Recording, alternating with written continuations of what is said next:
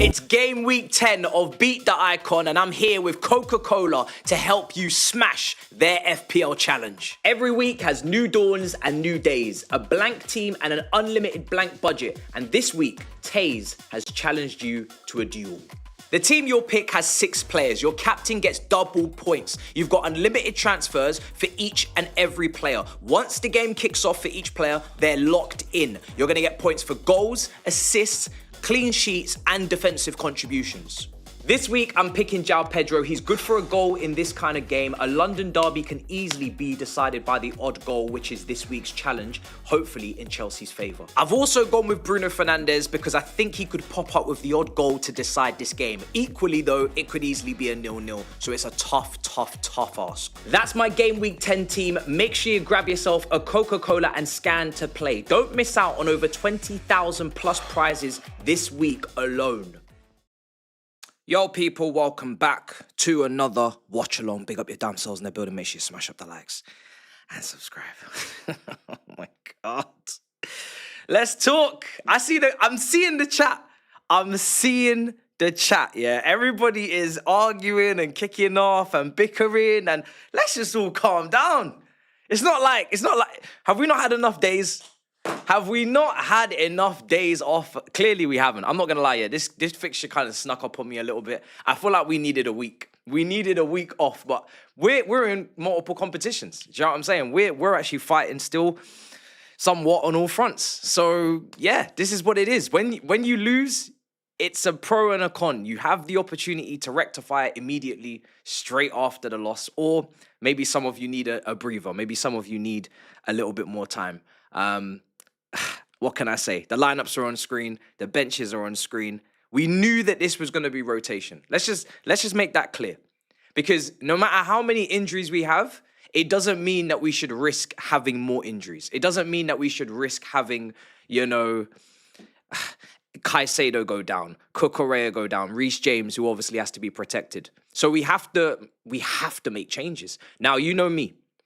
I take this competition very, very seriously. I take all the cup competitions very seriously. We have no right to not want to win this competition or to be, you know, kind of looking down upon it or saying, oh, we got bigger fish to fry. No, we have lost at Wembley far too consecutively, far too often and consistently. We need to win a trophy this season, and I don't care what trophy that is. Of course, we have our preferences, we have our priorities, but any trophy is important for this group of players and this manager. So this is a must-win.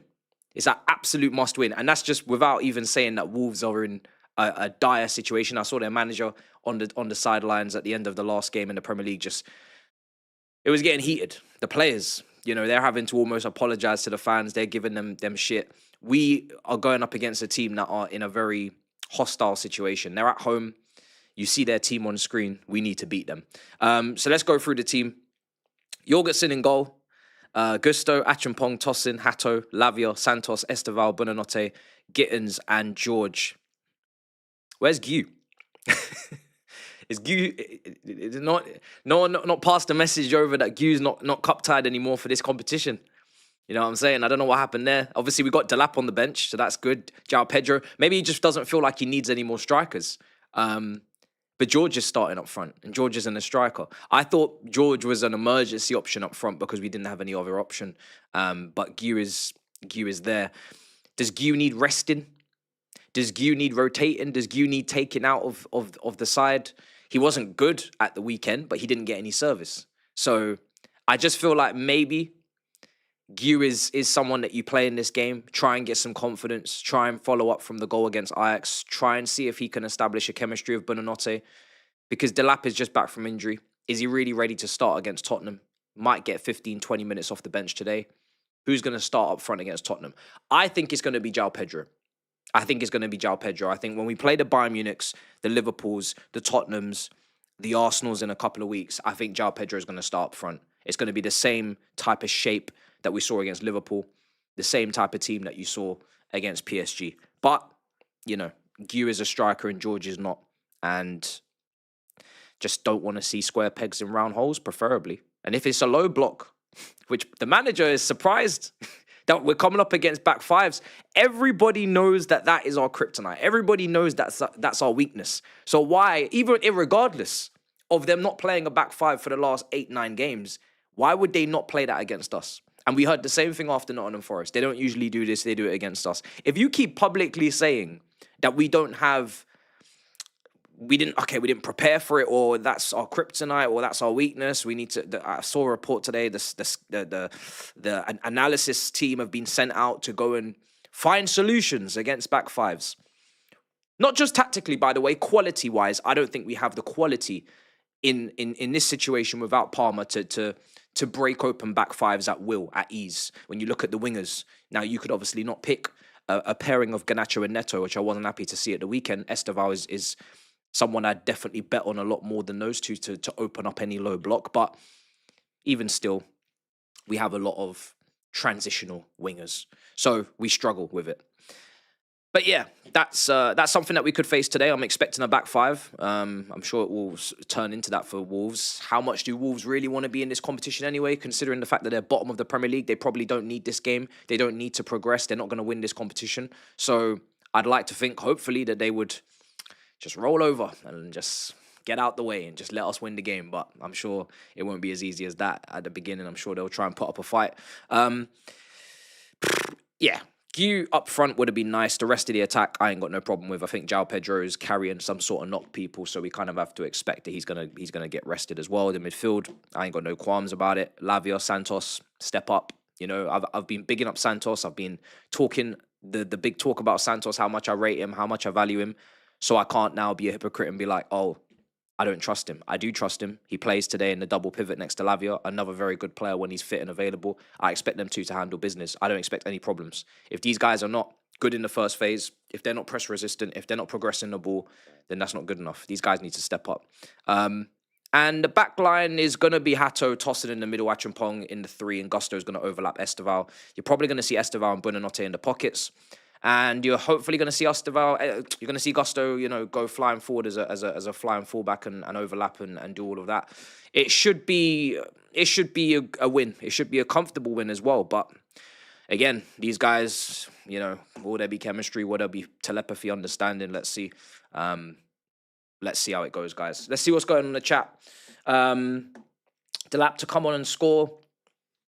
Yeah, I mean, we don't know how many minutes Delap can do. So I don't want to get too ahead of myself and start, you know, going crazy in terms of Delap's impact. I think he's obviously been away for a while. It's very unfortunate that he just gets injured right. Well, it depends how you want to look at it. Because if he gets injured after the transfer window closes, then we're even more screwed, you know. So I guess you could say at least the window was still open.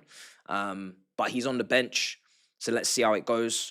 I'm not one of these people that think that he's going to save us in terms of like, oh, when he's here, now everything's just all better. No, Delap has certain attributes that you've got to play to. I think I said it in my video when we signed him. I think transitional football again, chaotic football, is something that he suits. Is he going to be effective against a low block? We have to see, right? He's not really had that opportunity at Ipswich. I know he grew up at a City. I know technically he's solid and sound, good ball striking. But there's service, I think, that we've got to give to him. I don't think he's going to create it for himself. But he does occupy defenders, and he's going to help us, you know, at least create space for others and be a battering ram. And we haven't had a red card in a while, so if he wants to get involved in that, you know, red card roulette is back. Let me actually do the poll for that. You know, if Delap wants to get involved in red card roulette when he's starting and available, then you're more than welcome. In fact, guys, maybe that's the problem. That's why we didn't win, because we didn't get anyone sent off the other day. Did anybody ever think about that? Maybe we need to get someone sent off to win. I don't know. Or just, I don't know. Jorgensen. So let's, actually, no. Do you know what? I'm going to go first goal scorer today. I'm going to go first goal scorer on the poll. I'm not going to ask you if you think we're going to win, because if I ask you that away to Wolves, we've got problems. I'm not going to ask you that. Right. Actually, let me go through the chat first as well. Oh, this is a very important game, guys. I'm not, you know, some people say, what would you prefer, win here today or win against Tottenham? I think the best way to go into that Tottenham game is off the back of a win. I can't imagine going into that Tottenham game after losing to Wolves in the Cup, and all of that extra anger that's going to provoke in the fan base. I can't see that as a good bit of preparation for Wolves for Tottenham is to go and lose this game, go out of the Cup, lessen your chances of a trophy this season, and then rock up to Tottenham away from home. I don't see it like that. You got to win this game. You've got to win this game, and then hopefully Tottenham takes care of itself. So yeah, Gew is not cup tied, because just before Lincoln, it was confirmed that he wasn't cup tied for that, but we maybe didn't get the information early enough for him to travel. But he was available for Lincoln, but we just didn't have the time to bring him on board. So he's not cup tied. So yeah, I don't know. But again, I don't know. I don't know why George is starting up front. But yeah, the manager keeps saying that he's an option up there. So, that's what it is. I predict 2-1. It will be close, I reckon. Also, do you think Liverpool win against Palace today? Says the Trash 3991. I don't know. I haven't seen the teams. I think it's very dependent on the starting 11s. It's really difficult to predict cup games. Palace are a good team.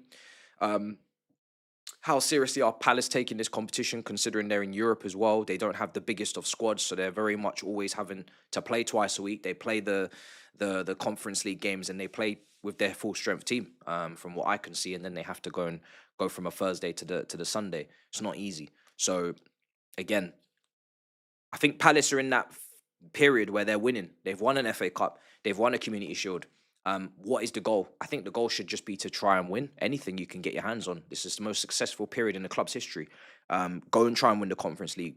Try and win whatever you can get. But it's very difficult to juggle all these competitions together at once when, you haven't got the most amount of depth and you've lost key players over the summer.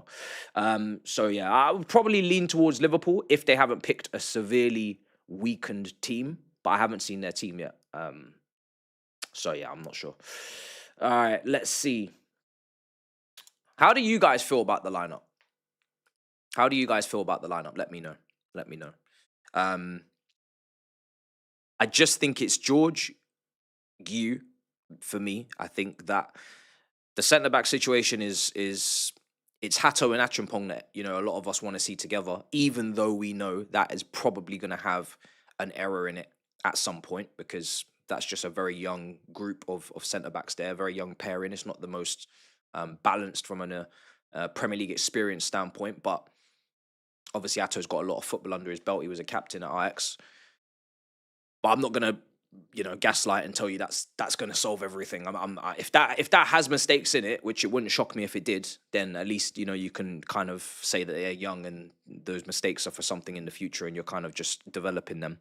But that's something that maybe you look at for Tottenham. Do you want to go into Tottenham with those two at centre-back? Knowing what kind of game that is, knowing the aggression that Tottenham bring to those games, the stakes are so high. It's one of those games that up here you need to be mentally ready for just as well as you do technically. I don't really like to see Chalobah in this form. I don't like to see any of our centre-backs, Tosin, Chalobah, in this form, because I feel like that type of game, one of those leading the centre-back pairing would have been nice with a youngster, but you can't trust him at the moment. Assad says, tell that twat play 4-3-3 and overlap fullback, leave my club. Okay. Very, very, very strong. Assad, always strong. I think he is playing an overlapping fullback. It baffles me that Chelsea have got two wingers in Neto, Garnacho that are not known for dribbling. They're not known for dribbling, right? Their dribbling completion success rates, whatever you want to call it, isn't the best last season. They were both pretty damn poor at it. So you play with touchline wingers, and then you don't give them the support on the weekend. You let them get doubled and tripled up on. I'm not saying Cucurella is Nuno Mendes. I'm not saying he's a flying fullback. I'm not saying he's the kind of guy that you necessarily want on the overlap, like a Reece James on the other flank or like a Nuno Mendes. But you have to support your wingers. When they're not good at dribbling, that's not their MO, and they're getting doubled and triple teamed, you need to support them in some capacity, and we didn't do that. So it didn't surprise me that both of them were poor. They just went to spamming crosses, and that didn't work out either. So He's overlapping Gusto. You know, you're gonna see. I'm sure you're gonna see Gusto on the overlap today. So let's hope that he plays well. I think he's getting a new contract as well, which I'm a little bit surprised. Where's that come from? He's not really had a great season last year. He's not like in form like Caicedo and Cole Palmer when they're getting their new contracts. I'm sure his contract is down into the 2030 anyway before this new contract, because we always sign everybody to long-term death row contracts. So I don't really understand that one. I think I saw in the report he's getting an improved wage because of his increased game time. I don't know what that means. He was playing loads of games under Poch. I don't know if there's been a massive increase like that, considering Reece James has been more fit than he was under Poch, more fit than he was when Gusto signed. So if anything, the minutes should be decreasing, not increasing. And then Acheampong's in the mix, and he wasn't there under Poch. So I don't really understand that. But I don't really care. To be honest, I don't really care. You can give him a new contract. What does it really mean these days? People are still up for sale regardless of contracts anyway. So let's just hope the performances are good. Please no tossing today, says the dressing room. He's got to play. What can I say? He's got to play. Cucurella has been rested. And I ain't got no qualm with that. Hato's gone to left back. So that means someone's got to play at centre back. It's either Tosin or it's Chalobah. And Chalobah's not on the bench. So, so someone's got to play. This is what is available to us. There's no Badiashile. There's no Levi Colwell. Desassi's been exiled. He's got to play. And he needs to step up. He's the oldest in the squad. As he was told, he's the oldest in the squad. So we need to see some sort of leadership. We need to see some sort of intangibles. We need to see some sort of get a grip, Schlotterbeck, Gurhi, Bastoni for January, says Frosty. Bastoni? Are you mad? Are you having me on here? You see, come on now. We're not gonna go and get Bastoni. Let's be sensible. Let's be reasonable. Let's be serious. Gurhi. I mean, his contract is running out. I make the assumption Liverpool have done they had personal terms agreed. The guy was sitting there ready to do his medical. Konate, it's not like Konate's smashing it. Konate's not having a good season. Van Dijk is starting to tail off, and he's starting to make mistakes, and he's starting to look a little bit, blame, but blame game played. Are you playing well yourself? And you still need to future-proof Van Dijk anyway, because, he's been there a long time. They're going to probably go and get Gurhi in the January window. I don't see why they wouldn't. They still need him. They needed to sign him in the summer to allow themselves, in my opinion, to open up for what I think a possibility of a back three looks like, where you have Konate on the right doing the recovery, you have Van Dijk in the middle, and you have Gurhi on the left, who's very well on both sides, pretty both-footed, use both his feet, right, on build-up. And then you use Frimpong as a wing-back, like Leverkusen, you use Kirkes as a wing-back who's been poor defensively and has got all the athleticism to go up and get crosses in. And you play that 3-4-3, and you play maybe a Gravenberch and a Szoboszlai in the middle, and you play two twin tens, Ekatike, Florian Wirtz, up front Isak, and you just completely exclude Salah, who was poor at the weekend, even though he scored, out of that side, use him as an impact sub, and you try to future-proof your team and focus on the big money signings that you brought in that have to work. That's what's in my head for Liverpool as part of a solution to their problems, because they need to add an extra man defensively because they're just so poor back there with the fullbacks not being able to defend that well. But you can't do that unless you sign someone like Gurhi. Joe Gomez isn't going to do that. He's always injured. You're not going to put Robertson there, at left side centre-back. So we have to sell centre-backs. I said this before. All these names you've listed are redundant until we sell. Who are we going to sell? Are we going to see a sell for Wesley Fofana in January? No, you're not. Are you going to see Badiashile leave? Maybe, but again, someone's got to come in and bid. Desassi, no one got that deal closed off in the summer. They got to come back and get it done in the January. What is he going to accept and reject? Does he want to play European football, all these things? There's other players. Chalobah, Tosin, what do their futures look like? None of them cost anything. Pure profit. Here we go. You've got to sell to buy. And that puts us in a position where we're waiting to do a sale to bring in someone. Whilst we're waiting to sell, whilst we're negotiating, someone like Gurhi can just be snapped up on January the 3rd, the 4th, the 5th, because Liverpool have got the budget and they've got the space. So I'm not really holding my hopes up for a centre-back until I see people leaving the club. And I mean, probably 2 people, not even one. Disassi doesn't even count. It's probably him plus another. What's up, Matt and chat? I'd love to see Delap back in the team sheet. It's only bench for today. Yep. Got some concerns with Gittins and Esteval starting today. Does this mean with this winger combo repeat of the last weekend? I didn't actually think about that. Does this mean Garnacho and Neto are going to be the wing combination against Tottenham? Look, maybe. You'd like to think that Tottenham... I mean, Thomas Frank's been pretty pragmatic since he's been there. It's not like Big Ange where it's open and the high line's there. But they're at home. He has been kind of... People have been saying, can you release the handbrake? At the end of the day, they're still in the top 4. And he's a new manager in his first season. And, you know, they've got some injuries themselves. Paulinia's going to play. Maybe Bentancur's going to play. Maybe it could be Sarr. You know, there's others. Bergvall. There's options. I don't know if there's going to be space in behind. I'd like to think away at Tottenham, you're going to get some space in behind because they're at home. Why would they not push to score? So that would maybe suit Neto and Garnacho more. Doesn't mean that I want to see them together. I don't really foresee many situations where I want to see Neto and Garnacho together. Both of those players would thrive running off the ball in behind towards goal as inside wingers. They're not touchline wingers. They're not good enough at dribbling. Get them going towards goal. 1v1s with keepers. Obviously, the weight of pass from Neto to Garnacho the other day was absolutely atrocious. So that's scenarios that you think that they're even going to profit from and they still fuck it up.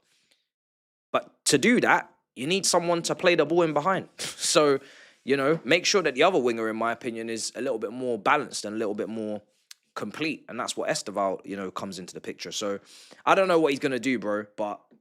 we have to look at this game, see who he takes off and when, how many minutes left, and maybe we can figure it out. Hazard, Hall of Fame, chat, yeah. Our 6th legend in the Hall of Fame. Yeah, I mean, he's in. Never any doubt. Was there any doubt that he was the best player in this league when he was on it? You know, apart from that season where he had one too many burgers and donuts over the summer, came back overweight, and just took the whole season off until he turned up at Anfield and skipped past 4 or 5 individuals. He's the best player in the league when he was here. No one really debated it. So I don't know why the revisionism happened since he's retired or the Real Madrid failure or whatever.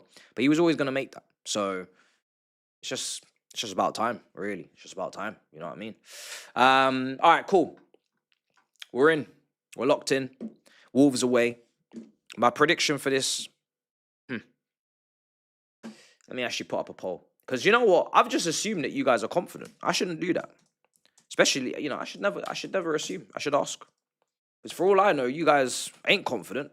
And you need a little bit of a convincing or you need a poll to let it all out, all of your emotions. I mean, this will go straight to penalties, guys, if it's a draw. Or are we talking extra time? I'm not going to put a draw in there, of course, knockout competition.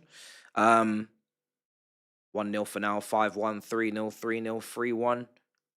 Yeah, I'm not going to put a draw, don't worry. I use my big brain today. Wolves a shit, simple win.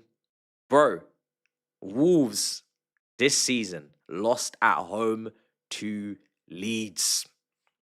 If I stand corrected. Was it Leeds or Burnley? Who did they lose to at home that I was flabbergasted? I couldn't believe. I was like, nah, this will be the game where they'll get their win at home, get off the foot of the table. Leeds, it was Leeds. It was Leeds at home. I don't know what happened, but Larson didn't start and Hwang didn't start. Hwang starts today. Larson's on the bench. Boy, losing at home to Leeds was an eye-opener. That's when I realised, oh, wow, they're worse than I thought.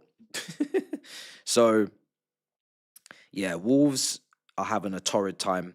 They're currently at the bottom of the table with 2 points from 9, minus 12 goal difference, and they're currently 6 points from safety. Fulham are 17th. Burnley obviously won at the weekend, I believe, against Wolves in the last minute.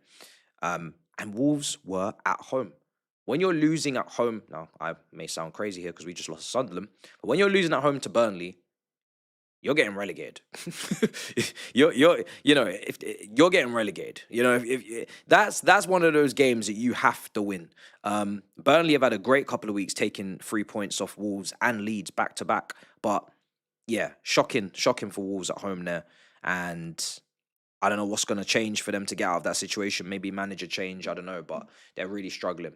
Yes, I know we lost at home to Sunderland. I just said that. I know. Yes, you don't have to remind me. But what I'm saying is when you're down there and you're losing those games, obviously we're not going to get relegated, are we, guys? We're not. So, but I'm saying for them, it's a 6-pointer and they've lost it at home, which is insane. But yeah. Right. I was on TalkSport yesterday, it's difficult because what is this? One loss. Let me just check our form right now. Because there's different ways people are looking at this right now for us. They're looking at it as we're the joint top scorers in the league.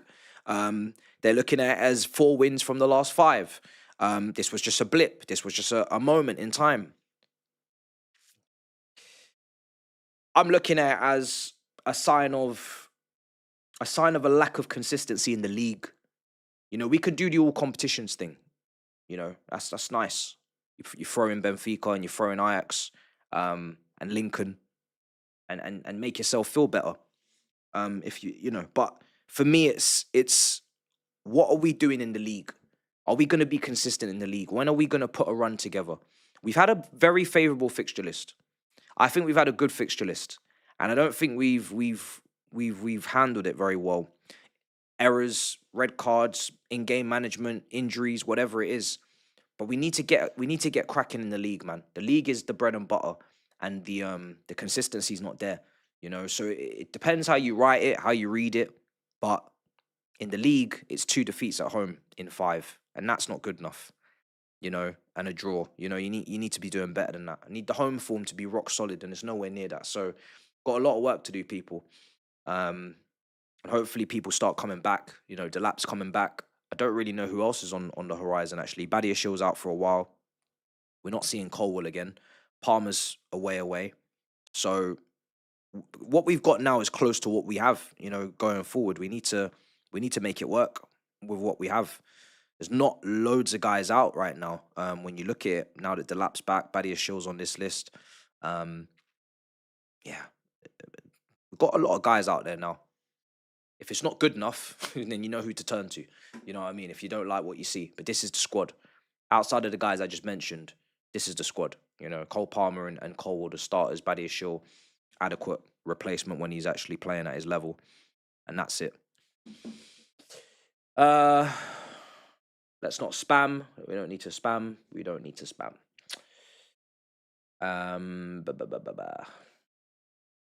I don't want to hear anybody talking about quads in October, brother. That's absolutely ridiculous.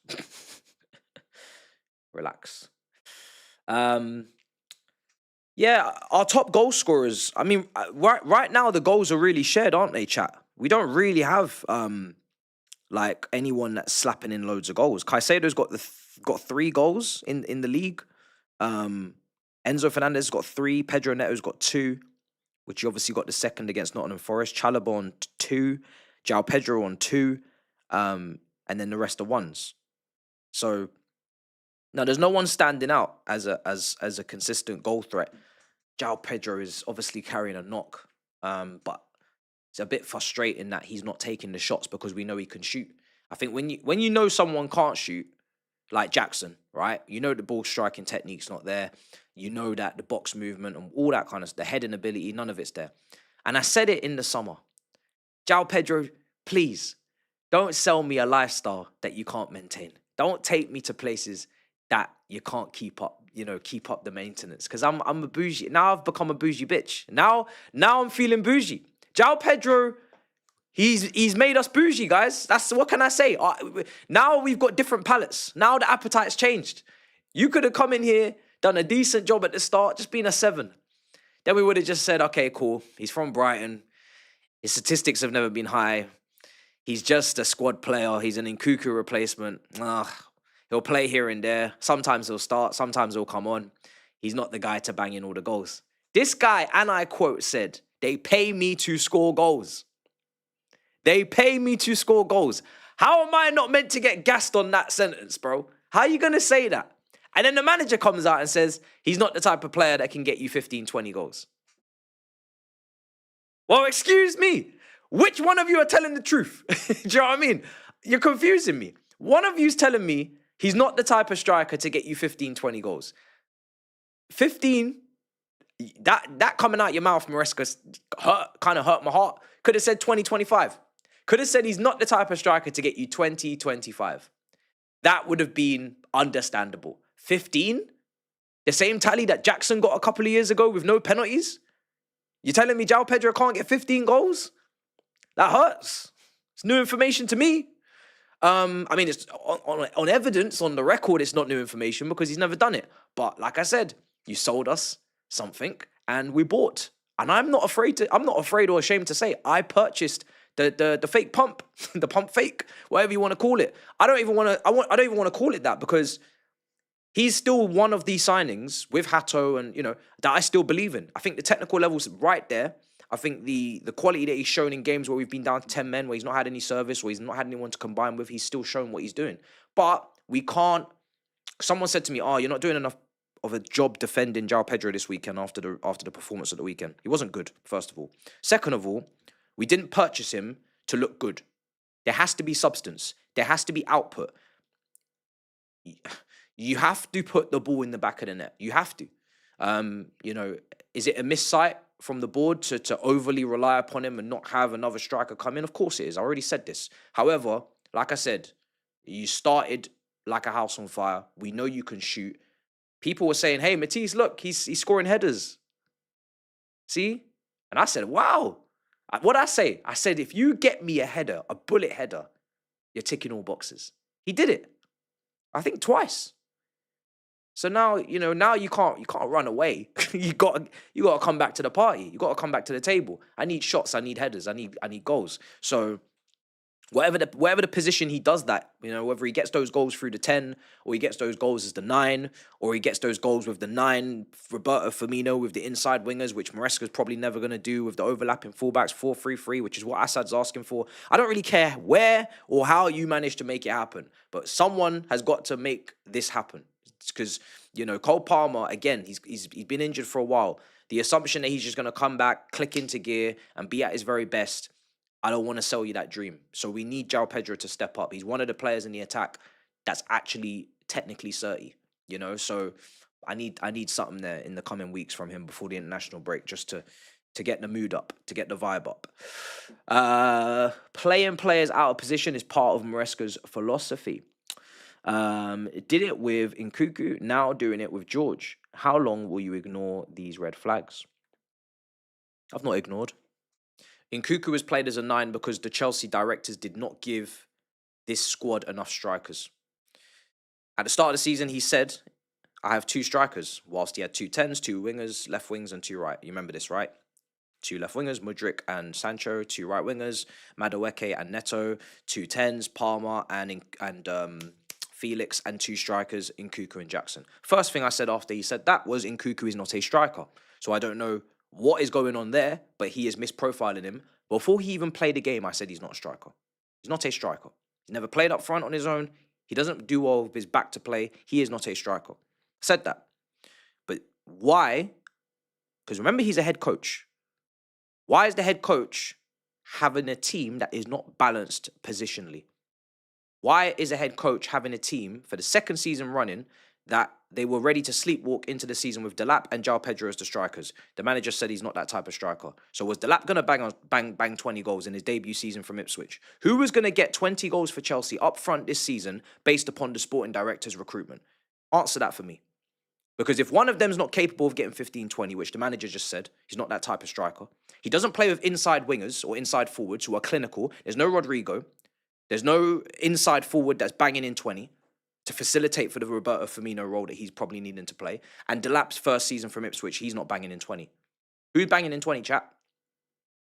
Who's banging in 20 for the head coach that was appointed to just do his coaching and the recruitment will take care of itself? Oh, the answer is nobody. And I ain't got my side camera to be that sarcastic, but you get what I'm saying. So we left ourselves short last season. Jackson had no competition. You don't count. This is Chelsea Football Club. And this season, we were ready to sleepwalk into the same situation, and the only response that we had to Delap getting injured was a Guy recall once again. Who do you think's at fault when we're talking about the wider picture? You can answer for yourselves. Buonanotte's in the team today. I want to see, hopefully, some playmaking. I think sometimes, he knits things together very well. He's very, very, very cute with it. You know what I mean? He's tidy. We said it when he came in, but I do want to see something today from him in terms of maybe just creating some breaking lines or something. Because no one's position is safe in this attack, man. I know we're joint top scorers, but you know, I think 5 of those goals were against West Ham, 3 of them against Forest. 2 awful teams this season. I don't want to get comfortable with this. We're joint top goal scorers. I think there's way too much to improve in the attack, and there's way too many attackers that need to improve for us to just sleepwalk into, oh, we have the best, the joint best attack. We have good fixtures to get that kind of stat on the sheets. When we rock up to Newcastle, when we rock up against Arsenal, when we rock up against Man City or whoever, you know, a lot of teams we ain't played yet. Is that attack that is the joint best attack still going to do joint best things? I'm not gonna lie and say that, you know, I'm fully confident right now until I start seeing some improvement. So I need to see the manager picking the right players, and I need to see these players stepping up to the bill. Absolutely. I'm not kissing up to Maresca. I'm just telling you what I told you when he was appointed. I'm not gonna get onto him before I get onto the sporting directors. So unless the sporting directors leave me in a situation where they have done their job 10 out of 10 incoming window, which they haven't done, not a 6 out of 10, not a 6.5, a 10, a 9, a 8 minimum incoming, then why on earth would I go to the rookie young manager who has experienced Champions League football rotations and 2 games a week for the first time in his career? Because I'm not an idiot, I'm afraid. Because I'm not gonna let these guys just keep getting window after window to keep interchanging between mid, and everybody just laps it all up, and then the manager point. For what? What's the point? No point. Not gonna do it. So, and I've already criticised Maresca. That's the thing. You don't hear me agreeing with Maresca's decision to not play Hato at the weekend. You don't hear me agreeing with his decision to not start Esteval. You don't hear me not agreeing with his decision on TalkSport to take off Josh Achampong when we need a high line, although he may have had a knock, I don't know. There's a lot of things that we don't know when we hear about these knocks and all these things. We have to be careful. But the quality is, I'm not impressed with the quality. So, especially with the injuries, I'm not impressed with the quality. And that's why I said we failed in the window. And I got 1,100 comments slating. You're doing too much. I'm not happy with the window, bro, in terms of incomings. I'm not too asked about Liverpool. Not too asked about anyone else tonight. Today is about the Chelsea. If these guys progress, we'll see what the draw is. When is the draw for the EFL quarterfinal cup? Whatever the hell you want to call it, guys. When's the draw for the quarterfinal? The quarterfinal, last 8. Is it tonight? Is it straight after the game? I assume so. Obviously, there's. I think everybody else is playing once this is done. Arsenal at home to Brighton, Swansea at home to City, Newcastle at home to Tottenham. Big games, man. Big games. How comes they didn't spread this out? Yesterday was Wickham, Fulham, Grimsby, Brentford, and Wrexham and Cardiff. The Welsh derby. What? Why didn't they spread this out? They didn't spread nothing out. Tonight. Yeah. It's stressful, isn't it? Because, there's some big fry, some big fish. Some big fish left in this competition. It's not going to be easy. Nearly everybody played Sunday. Yeah, fair. Sunday was quite packed. There was like 4 games at 2 o'clock, I think, wasn't there? So, it was crazy. Name me 4 players he's improved as a coach. I don't know who you're calling a twat, Assad. You better watch your mouth. You better not be talking to me. Who has he improved? Well, he's improved the fitness and availability of Reece James, which I'm very grateful for because I think we take that for granted. This guy was literally getting injured every other couple of weeks, and he's massive. He's literally one of our best players. So the fact that he's even available is huge. Caicedo had his Player of the Year season last year when he was in charge. So I'm not saying he improved him per se, because I think Caicedo was always a top player, but he certainly got he certainly allowed him to have that season. I think if any player that wins Player of the Year under a manager, I always give them credit. I remember when Hazard won Player of the Year, Poch, Palmer, same thing. I remember when Hazard got Player of the Year under Sarri, and everyone was like, oh, well, he just got that because he carried Sarri's system. And I said, hold on a second. You got the best statistical season he's ever had, and he was in an attacking system which catered to him getting the ball maybe more often with more players around him in a system that in the end ended up getting us top 4 with a good defensive record and a Europa League win. Why can't the manager get credit? Because when we're playing counter-attacking football, low blocks, and we're just literally thumping it up to him, and he's doing, 1v3s in the back end of the Mourinho season when we're going for a title and there's no one else near him carrying the second half of the season, the other attackers have gone missing. I didn't hear people calling it a carry job. You know what I mean? Well, they should be calling it a carry job because that's what it was. So, I don't know. Different strokes for different folks, I guess. But yeah. Yeah, I'm not... Listen, I'm just not... Same as last season. I'm not asked with the manager talk too much right now. Just doesn't interest me. I think he does need to sort it out though. That's why I just criticize him on a week-to-week basis if need be. But I'm not thinking about sacking the manager at the moment. Apologies if that's what you want, some of you, but I'm not there. I think the recruitment and the strategy is way too funky and fugazi for anyone to come in here and win what we all want to win, which is the league. I think something needs to change in our strategy first before I start throwing managers under the bus, because yeah, they're not getting these profiles right. They're still fucking up the profiles and the balance. Let's see. Right, how far are we from kickoff? We are 15 minutes. 15 minutes from kickoff. If you're wondering why there is lack of space today, some of you would have maybe never even noticed, but there is a lack of space, isn't there? It's because right in front of me, there has been some filming taking place. Yes, this room is the same size as other rooms on YouTube. I was almost going to leak. And we're doing something. We're cooking something. You know what I'm saying? Something's cooking. Something's in the oven, chat. That's all I'm going to say. Something has already been recorded. I got something to record tomorrow. Something's cooking. Something's cooking. And in the international break, y'all going to eat. Y'all going to eat something. You know, you're going to eat. So something's cooking. Something's cooking. It's been a long time in marinating in the fridge and waiting for the food to be cooked, but you know, it was meant to be the last international break, but we here, and I know you're gonna love it, so I'm looking forward to it. So yeah, I'm looking forward to it. So that's why we ain't got no space. I'm recording tomorrow with another guest, and I'm looking forward to that. But I need to leave the set how it is because I can't. We cannot move that around again. That was a lot of stress for everyone involved. George, what can I say with George up front, guys? I don't know, man. I feel like it's not fair to put George in these predicaments. I mean, it is Wolves. I don't know if, let's see if it's a back five.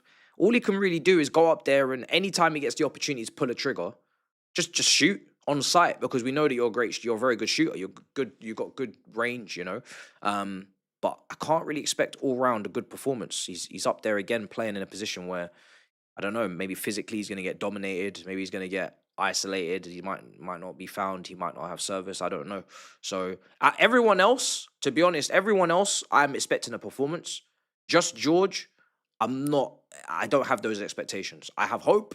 I don't even have hope. That's a lie. I I don't know what I have, but the rest of them is different because they're all playing in their positions. No one else in that team is playing out of position. So therefore we expect performances because they're meant to be good players. But yeah, George, I don't know.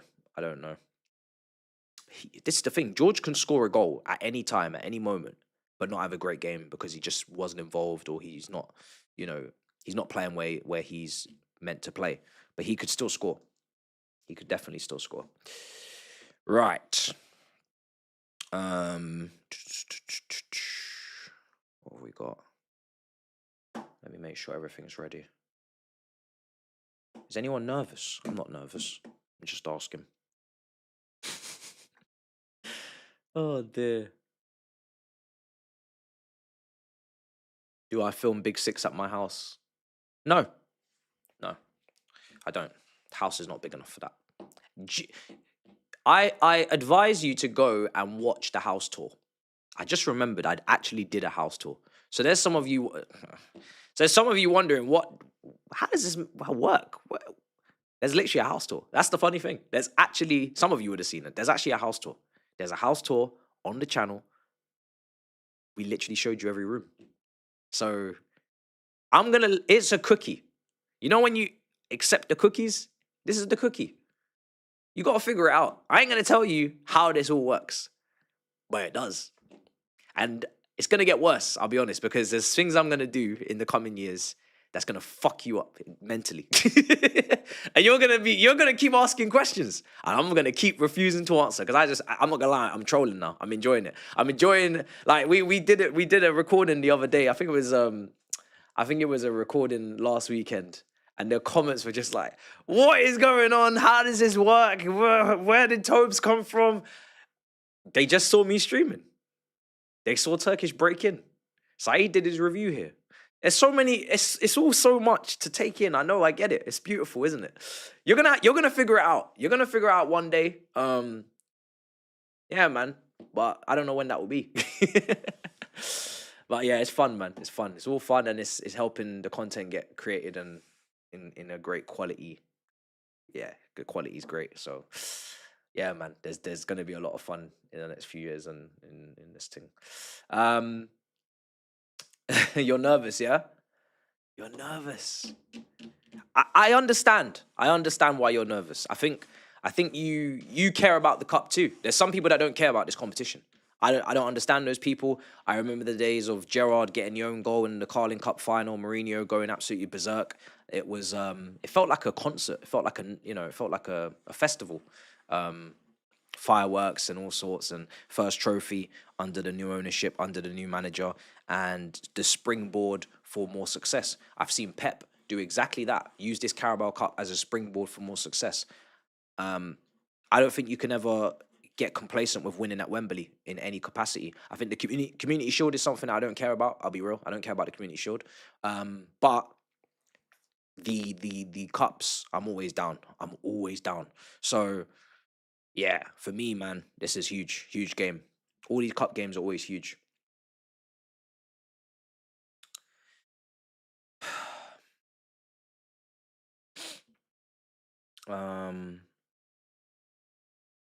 Let's see. Do you think Delap should have some play time? I can't answer. I mean, I assume if he's on the bench and Gu who isn't cup tied, I assume that he can then play. But how much can he play? Nah, I'm not involved. It's all about the medical team, whatever they've said. And we have to follow that to the letter of the law, because one thing we cannot do is get Liam Delap injured today because we wanted to get creative with the game time. I don't really care. We should be able to win this game without him. We should probably therefore have Gu on the bench if we're not confident that he can play any significant minutes, because you never know. Half an hour to go if we're 1-0 down, but Delap can only do 10, 15 minutes, and you need a striker up front because George is struggling. It would have been nice to maybe have Gu there if you don't want to play João Pedro up there or you want to play him in the 10. But look, you can't put everybody on the bench, I guess. So, yeah, that's what we've gone with. And as long as he doesn't get injured, I'm fine. Next week in the Champions League, we got Karabag, which is obviously the last game. I think you could probably write down as what should be a convincing win in Azerbaijan, and then it gets mad. And then it gets very mad. But 9 points out of 12, is needed, very much needed. Sorry if I spelt that wrong. It's probably in a rush. So yeah, I've just not finished off the writing. But you know what? We're so close to kickoff now. I'm just gonna take it off screen completely. It's too late. Cool. Right. Let me actually look at the other teams. Just to give some context as to what everybody else has done for these lineups. So Liverpool have gone with Woodman in goal, Calvin Ramsey at right back. Wow, this is weakened. Oh my God. Joe Gomez, Robertson, Kirkes, Endo. What in the hell? Did these men? Oh, these men don't care. Oh. Wow. These guys really don't give a shit. Oh. Well then, if they go through with that team, that is, what's this bench saying? nobody on this bench. Oh my days. This is the under 23s. This is the under 21s. This is the under 18s. They've rocked up with people that I do not know. The whole bench, there is not one senior player on the Liverpool bench. Not one. Not even Mamadashvili. Not even anyone. Like I'm not even going to read it. Every single player on this bench, I have no idea who they are. I don't know who Pinnington is. I don't know who Lucky is. I don't know who Pilling is, or Laffy, or Figueroa, or Doherty, or Gordon. I don't know who these men are. Figueroa used to play for Wigan. I don't know if that's him. I really don't know if that's him, but I don't think it is. I don't know who these men are. Wow. And Palace have played a strong enough team. There is no Mateta. He's on the bench. That's someone that starts usually. But apart from that, and Dean Henderson, maybe. But everybody else, I mean, that is a strong enough Palace team. In regards to what they actually have. So they have to win that now. That's a lot of, that's crazy. Yeah, that's wild. That's wild. Chiesa's gone up top, I think. Rio starts on the left wing as well, former Chelsea guy. Wow. All right. I was not expecting to see it that weekend. Arsenal at home to Brighton. What are they working with? Kepa goes in goal. Ben White, Mascara, Hincapi, Lewis Skelly, Mikel Merino, Norgard, Wanyeri, Dauman, Eze, and Anonymous. Who's Anonymous? Who's Anonymous? Who's that? Well, seems like there's a new kid on the block up front. Yeah, okay. And Newcastle, Tottenham at St. James's Park. Newcastle have played a very familiar team. Jacob Ramsey actually plays as well in the midfield three. He's been injured a lot. And Tottenham have played, quite a strong team as well, actually, to be fair. It looks like Paulinho is playing centre-back with Danzo. Don't know what's going on with Van der Ven and Romero. Obviously, Romero, I think, was injured in the warm-up at the weekend. Or was that the weekend before? Van der Ven's on the bench. A lot of youngsters on the bench. Tell, Moani on the bench. Kudus on the bench. But they still have, Johnson, Simmons, Bergvall, Sarr, Bentancur, Porro, Danzo, Spence, Kinski from last season, who had a couple of really good games when he came in January, and Richarlison up front. So it's familiarish. It's familiarish. Wow. People are going crazy. Today is a mad day. So, I mean, yeah, doesn't that just bring some perspective? How nice would it be if we progressed, which we have to, and we should, and a lot of these teams that we've just gone through their lineups, at least half of them, get yourself out of there. I don't really care between Newcastle and Tottenham. They're both equally as difficult. They can, someone's going home there. Liverpool, absolutely, after reading that lineup, need to be going home. And Arsenal, yeah, depends. I didn't actually look at the Brighton team, to be honest, but yeah. Actually, let's just check the bench, because is it a strong bench? Yeah, it is. So I expect Arsenal to go through, to be fair. Everybody's on the bench, Gyökeres is on the bench, Trossard's on the bench, Rice, Saka, Zubamendi, Calafiori, Timber, Gabriel, everyone that isn't injured is on the bench. So I don't really foresee them going out with that option to bring on.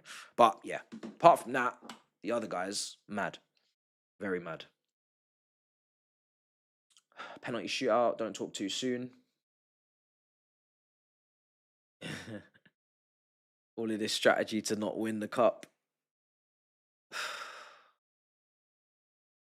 Pain. Can't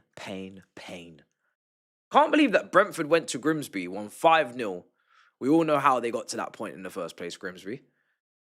It's mad. But then we also lost to the team that lost to Grimsby. It's mad. General Matisse, love listening to you on DR this Monday. Big up to you, brother. My General, big up to you, brother. Much appreciated. Yeah, man. Just trying to get through the pain. Just trying to get through the pain, bro. Is Chelsea going to botch another win? I would hope not. Bro. Big up to you for the super chat. I wouldn't think so. I would hope not. Surely not. It's Wolves away. They're in absolutely horrendous form. Again, I asked the question, if you're bottom of the league, do you really want to be in this competition? Probably not. Do you need to add another fixture to the calendar? Do you need to think about another game when you know you're not winning this cup? Wolves are not winning this competition. They're just not. When was the last time someone got relegated and won a cup at the same time? Portsmouth? Was it Portsmouth that got relegated? Was it 2008 and they won the FA Cup in the same season? I can't remember if it was that year. Feels familiar, but it doesn't happen often. Doesn't happen often. Or was it Birmingham? Birmingham beat Arsenal in the League Cup. Did they stay up that season? Can't remember, chat. Wigan. Oh, it was Wigan. It was Wigan. Was it Ben Watson against Manchester City in a 1-0 win at Wembley and then they went down? Yes, I think that might be it. I think you guys are yeah. That sounds like the one. I knew someone did it. Just couldn't remember who. Portsmouth obviously got relegated and whatnot. But yeah, interesting. Yeah, that's the one. So yeah, obviously Swansea won the EFL Cup as well under Roberto Martinez, exactly. Yeah, there's been a few teams that have probably flirted with the whole relegation and cup thing. But yeah. Wigan indeed. Big game for Gittins, yes, big game for Gittins. Needs to show something in this match. She's the wing positions is anyone's game. I don't think Neto's been consistent enough this season. I know he had that patch after he had that purple patch, maybe you could call it, at the end of last season. Club World Cup started this season. Is that a patch? I don't know. I think it might be. But he's not consistent. He's not consistent. And of all players that we need to be consistent, he's one of them, and he's not. And then Garnacho versus Gittins on the left wing is painful for many reasons. So let's see. Right, we have kicked off, and I am needing to stop chatting. So let's get the timer on screen, and we are going to hopefully see a good performance. But let me get the timer up. Wolves at Chelsea. Wolves versus Chelsea. Let's see what the boys have got for us today.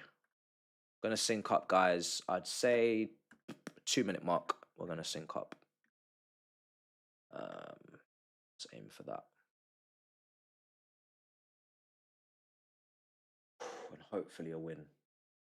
How nice would it be today to have no drama? Nice little 3-0 win. Move on. As we all know, Tottenham is going to be stressful. So. Damn it. Right, I'm at the 2-minute mark. I'm going to sync up, though, because I'm not quite there with it. Come on, boys.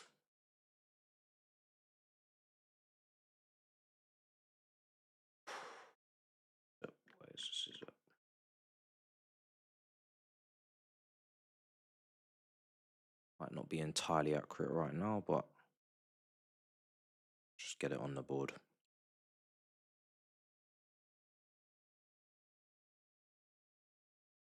Let's go for it.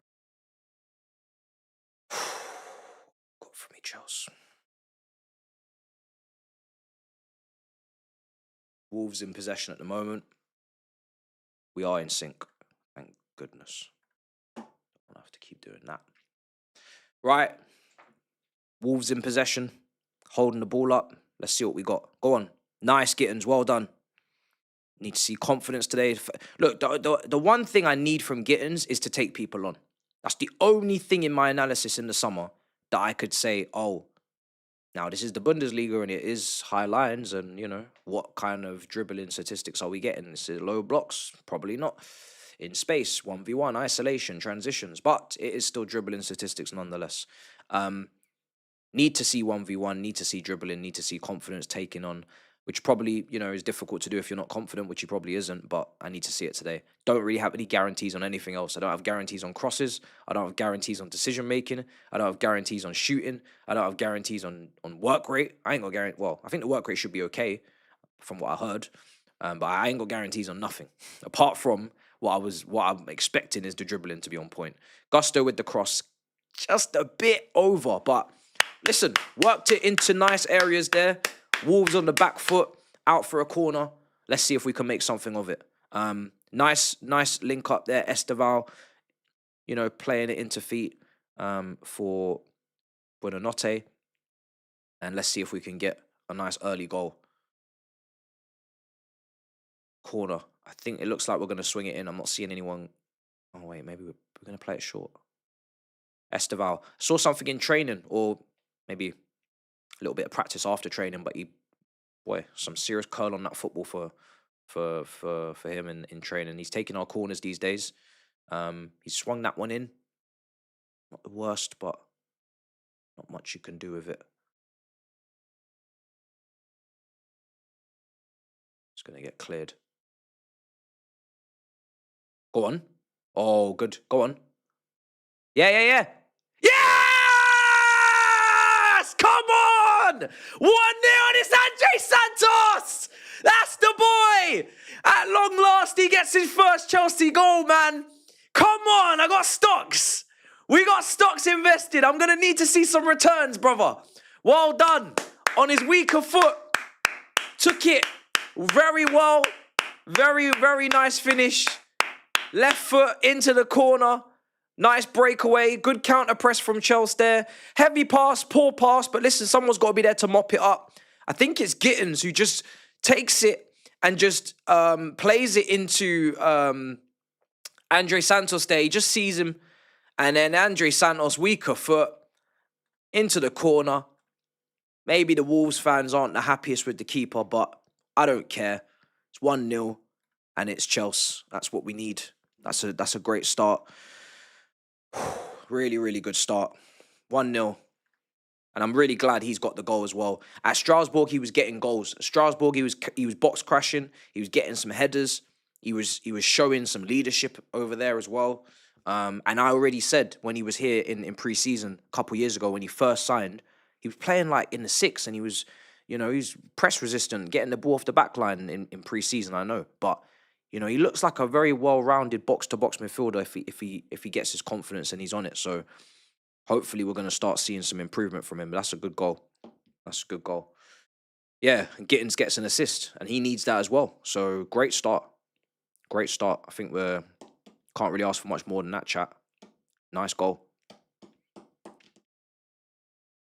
Hopefully it's a good day. It's a good start. Right. Oh, no. Go on. Get after them. Nice. Just need to see energy in our play, man. We're very sluggish against Sunderland. Very sluggish. Like the manager said, losing the duels, no zip in the passing, no pace in the passing. You know, if we're going to be the youngest team in the league, I expect to see exciting things. You can't be a boring, dull, youngest team in the league. It don't really make sense. You know, the athleticism should be there. The work rate should be there. The counter pressing should be there. The speed of play should be there. The intensity should be there. Because there's a lot of things that won't be there. Maybe the physicality at times. Maybe the mentality at times. Maybe the quality and the consistency. So that I'm sure as hell ain't trading off all the other stuff I just said. You know, I need to see exciting things. Meant to be building an exciting young team. Need to see zip to the play. Wolves on the transition. Ball in. Oh, that was mad. Oi, I thought someone was going to get a head injury, you know.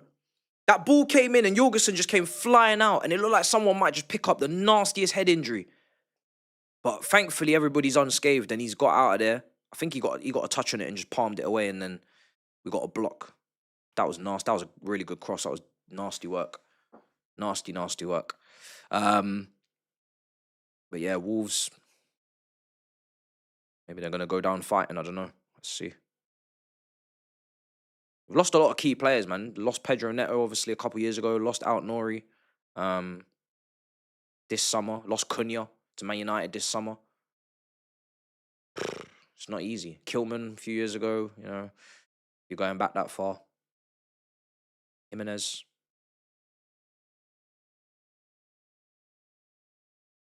Oh, we've given it away. Oh, this guy's quick. Tossing. That's all right. That guy's quick. That guy's very, very quick.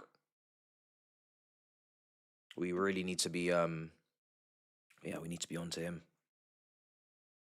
He's quick.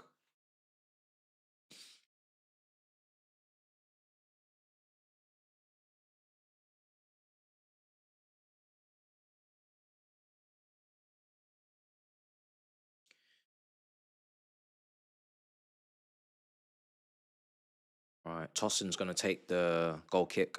He's giving it to Jorgensen. It's going to go long up to, yeah. I just realised we got George up front, so I don't think going long is going to do anything for us today. Not expecting him to win headers. I don't mind clipping it over the press, bypassing the first line of press, but you can't really do hit and hopes with George up front. So gonna have to be very calculated with the passing. But Wolves are playing it out. And there's a nice energy to us right now, first 10 minutes. Bit of a pep to the step, pressing, getting touch tight to people, not giving people time. Even though like I said, that guy up front, I'm not sure who it is, but he's a physical problem for Tosin. He gets isolated out there, it's gonna be mad. So here's Lavia. Oh, that's a nice pass. Esteval couldn't quite get the direction on it. I don't know if he was trying to hook it, because ideally he's getting a shot on goal, but he's having to stretch for it. So he's probably just trying to hook it back and hope there's an oncoming attacker. There's a lovely pass from Lavia. That was a really, really nice pass. Really nice pass.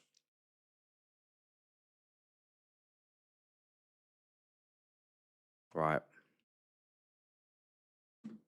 Go on. Nice. Oh, lovely. Well done, Gittins. Oh, it's a bit weak. I think you're going to get like, you're going to get Gittins and George doubling up off the left. And you're going to get Buonanotte and Esteval doubling up off the right. It means that there isn't really a box presence and there isn't really a physical presence up front, which we know from just seeing the lineup. But hopefully we're getting overloads and we're not getting, because we know we're not going to overlap the left back. Cucurella, he's always going to come inside, or he's just going to, tuck into whatever centre midfield or centre back or whatever.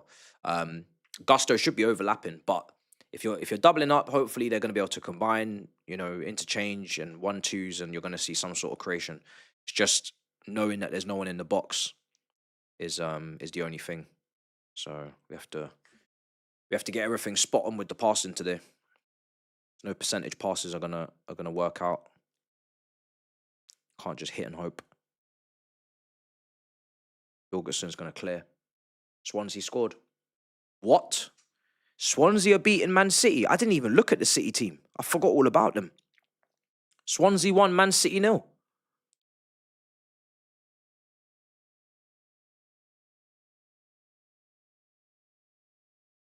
Man City.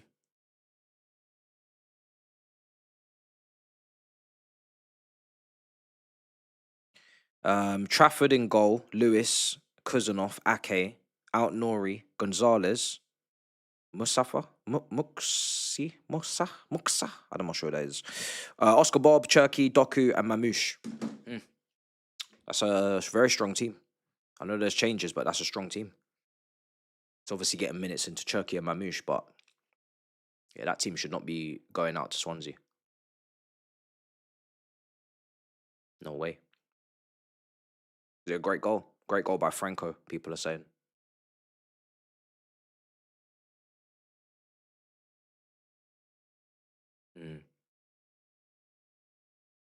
Right, we're in possession with Hato, tossing.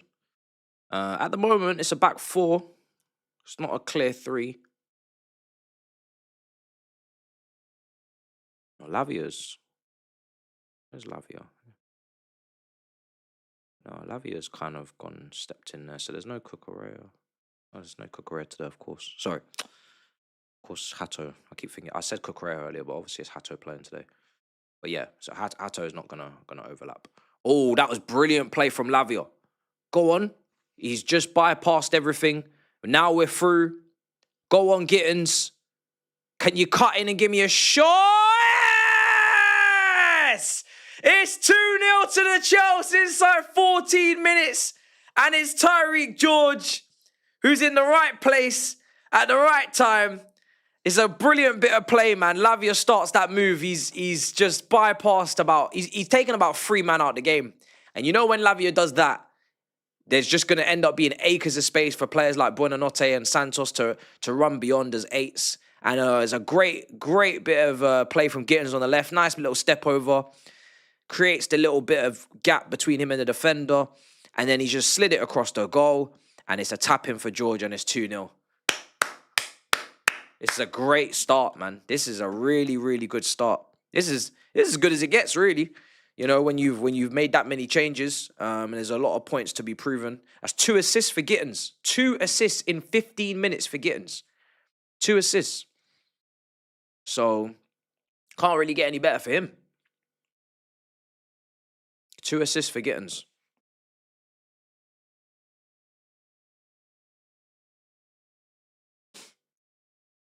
Someone on Twitter today was telling me Garnacho's a better dribbler than Gittins because he's got about a 0.34 better dribble success rate this season per 90 or some bollocks. I said, yeah. The game might not be for you. Game might not be for you. I don't care what the Sofa Score's saying or whatever the app was, bro. Not interested.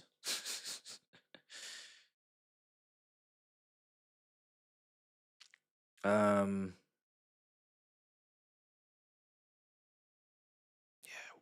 Wolves got a player down.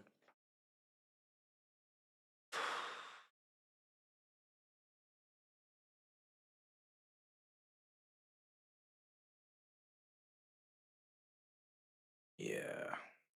He's down at the moment. I'm so glad we're handling business so far, man. Really need us in the quarterfinals. I'm not saying it's equal to the Tottenham game, because Tottenham is Tottenham, but I have it very high up, you know? I have this very high up in my priorities, man. Don't see this as just whatever happens. This is like, you see me bug out with the Brighton loss last season in the FA Cup, Newcastle loss, when we kind of tried to take the piss with the second team at St. James's Park, which was only going to end one way.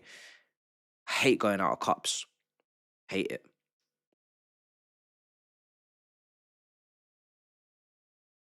But it looks like today we're handling business. It's good play from Gittins.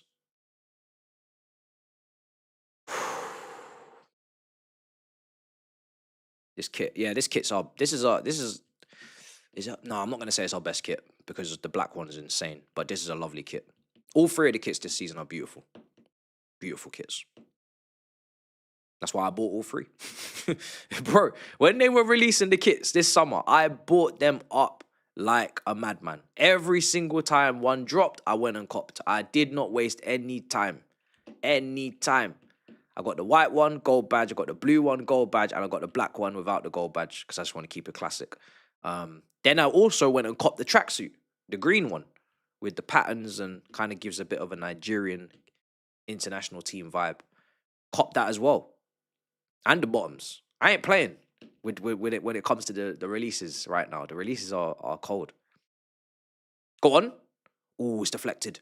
Oh, what a chance. George, I don't know if it's onside. Gittins is having fun today, man. Yo, Gittins is having... Look at the twist up. This is good dribbling. This is what good dribbling looks like. Little bit of jinky majinky. Oh, George just gets the touch, man. I think he's onside as well. But he's poked it wide. But yeah, Gittins is loving his life out here. He's cooking today. 2 assists. He's created a big chance there. I don't know what his statistics are going to look like at the end of this game if he carries on, if he plays the whole 90. He's moving mad. He's moving mad.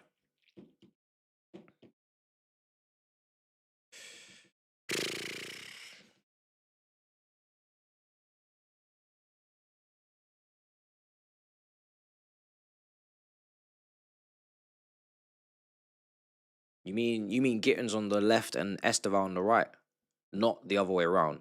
Because no one wants to see Esteval on the left and Gittins on the right. I can assure you, no one wants to see that.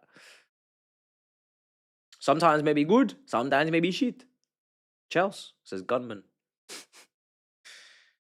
It's Wolves. You know, they're horrendous. This is what we should be doing, and we're doing it. I mean, I think it's even better because the teams are rotated, and there's a lot of guys out there that, you know, you don't know if they're gonna play because of the sharpness or whatever, if they're gonna play well. But you know, they've started brilliantly, so it's good. But it is Wolves, and that's what it is. Similar with West Ham, went there and thumped them as well. Got to kick them when they're down. What can you say? You got to kick them when they're down. They're a bad team. Make them look a bad team. That's all you can do. That's all you can do. Good. Yeah, man. I mean, no matter what, you know, you stat pad this game, you stat pad Ajax. Of course, I'm gonna contextualize it, and I'm gonna be like, right, cool, fantastic. Couldn't ask for more, but yes, we have to be guided. It's not your average Premier League game where you're actually playing against someone half decent, but you need these big wins, man, because these are the games where you pray that the confidence does go up and they just replicate it against the better teams, or they take something from it. You know, it's never going to be a bad thing to batter anyone. You know, it doesn't matter who it is. It's always good to batter anyone you can. So you get it done, and then you hope that it actually makes a difference in the long term. Here's Achampong and now Lavia. Lavia's really deep today. He's very deep. You see him. He's almost playing. I mean, Lavia really today is playing as a 6. And he doesn't really necessarily have anyone alongside him. You've got Santos and Buonanotte as 8s, just ahead of him. You can kind of see like almost a 4-3-3 in some way, shape or form kind of on your screen, because he's sitting in the middle and he is the deepest. Santos is definitely higher up the pitch here as he's making that run. And yeah, it's nice to watch so far, this midfield. Ball in. Boy, Gittins wants a hat-trick of assists today. Gittins wants a hat-trick of assists. Ball, oh, they've gone long. Tossing. And now back in possession. Nice. Gittins. 1v1. Kill him. Oh. Okay, he's got it back though. Gone. Yeah, he's killed him that time. He's killed another one. Oh, unlucky. Come on, man. How you going to tell me this guy's not a better dribbler, man? See what I'm saying? Come on, man. Come on, dog.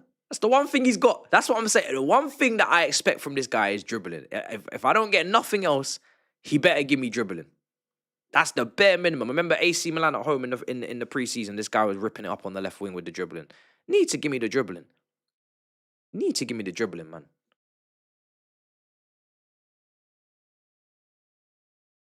Rinse him.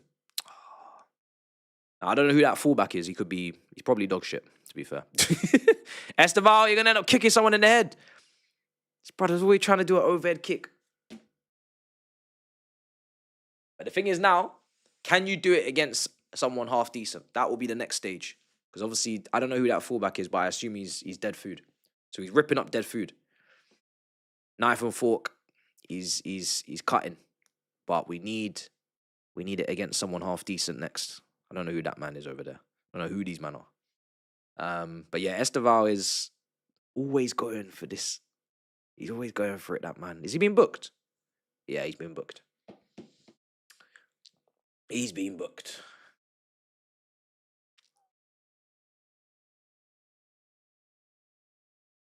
Right, here we are. Ball in. Corner.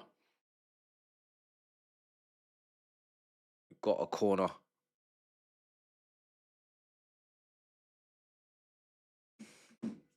That's not a handball. Don't even try it. That's not a handball.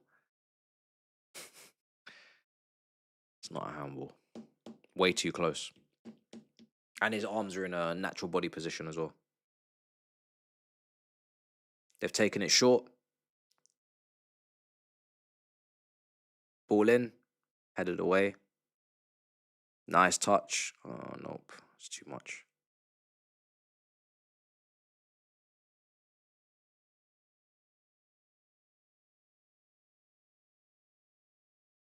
Hmm.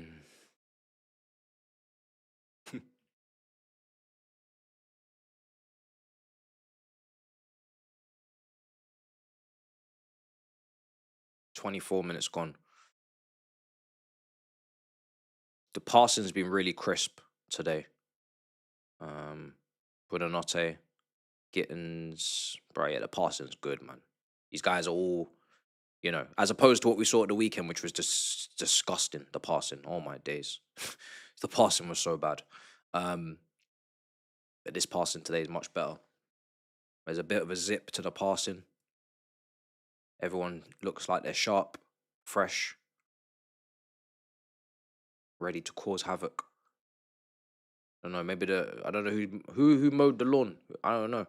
But we need to give them credit. The pitch looks outstanding. Maybe it's the pitch.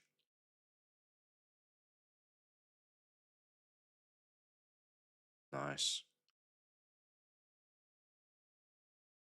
Right. Esteval. Gone back inside. Lavia. Back out to Gusto. Look at that. Esteval turns. Ooh. Too much.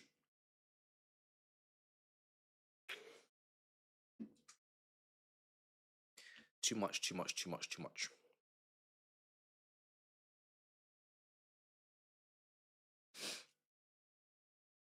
High and wide.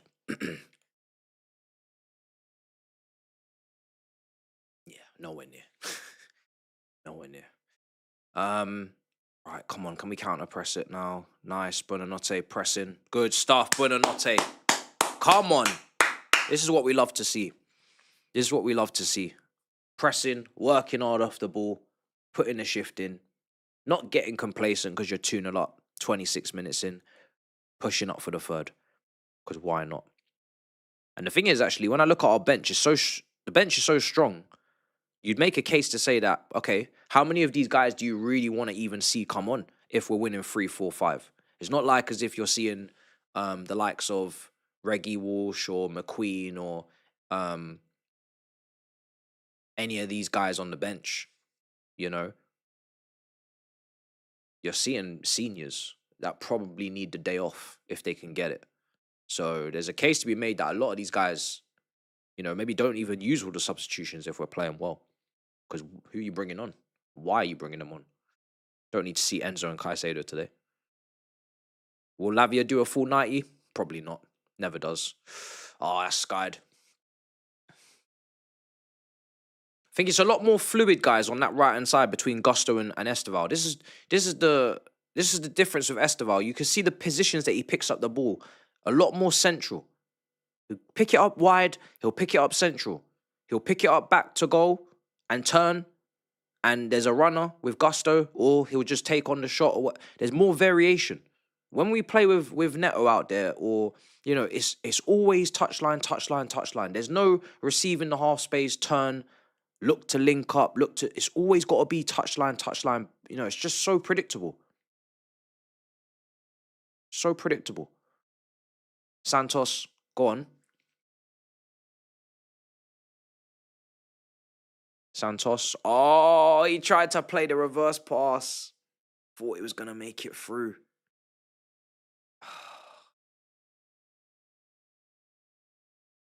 Yeah, that's good.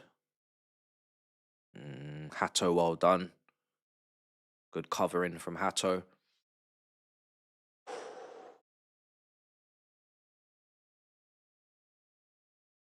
"28 minutes. Santos is there.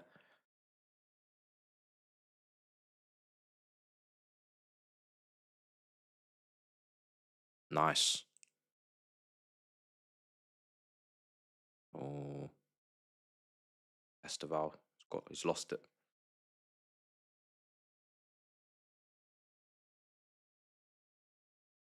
I feel like the manager maybe said at some point, because obviously we know he sees everything in a very like rigid way. So it's, even though we're meant to have Swiss Army knives and they're meant to be able to rotate and go between different positions, you can see how he's categorized everyone into their specific roles and whatnot. So Esteval is kind of more his Palmer, where he'll play him on the right. He knows he can go into the 10. He's played Esteval in the 10 before. He looks at him as someone that is the showman, you know, the unpredictability, the quality, but at a much younger age and obviously way less experienced. And then like he just has certain people boxed in certain categories, and yeah, you can see it. You can see it with the way that we play.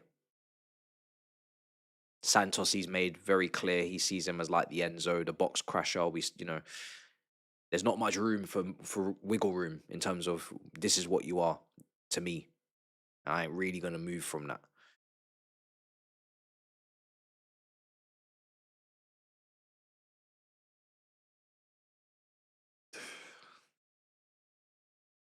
Hmm.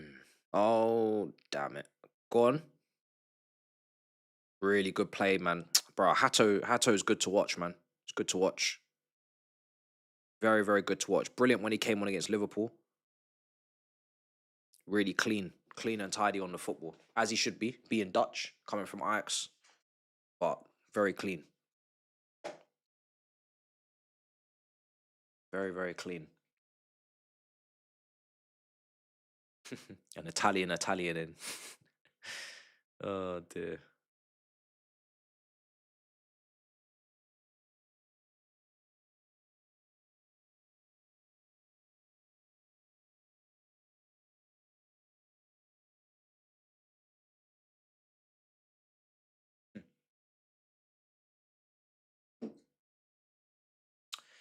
Yeah, Esteval's got to be careful. Yeah, he's on a yellow.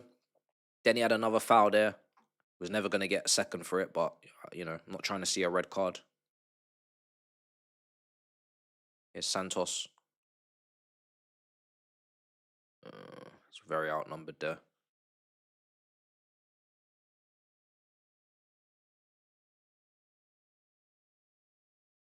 Yeah, wide shot. Not a lot of quality in the Wolves attack from what I can see. Not a lot of quality at all. Very, very, very poor. Hit and hope. I feel like there's been I don't know. It feels like there's been a big turnover of players at Wolves. Like, how many of these guys were here 2 years ago? I'm struggling. I feel like there's been a massive turnover of players. Just feels that way. Well, yeah, a lot of their best players have left, and there's a lot of guys here. I'm just like, I don't really know too much about them. Just like, yo, oh my god. We tried to play out from the back there. We got the free kick, but it was all very close quarters. I don't even know what Santos was expected to do with that football if he ever did touch it. Where's the next pass? I don't know. I'm looking at it and I don't see it. Esteval's cutting in. Please give me a shot. Oh, it's blocked. I love it when he cuts in, man. You can just see something special coming. But the last couple shots he's had have been blocked. You saw it at the weekend as well. I think he had an opportunity to score, got blocked. I think Palace at home, opening day, was blocked as well. But one day those shots won't be getting blocked. Hopefully they'll be rifling into the bottom corner.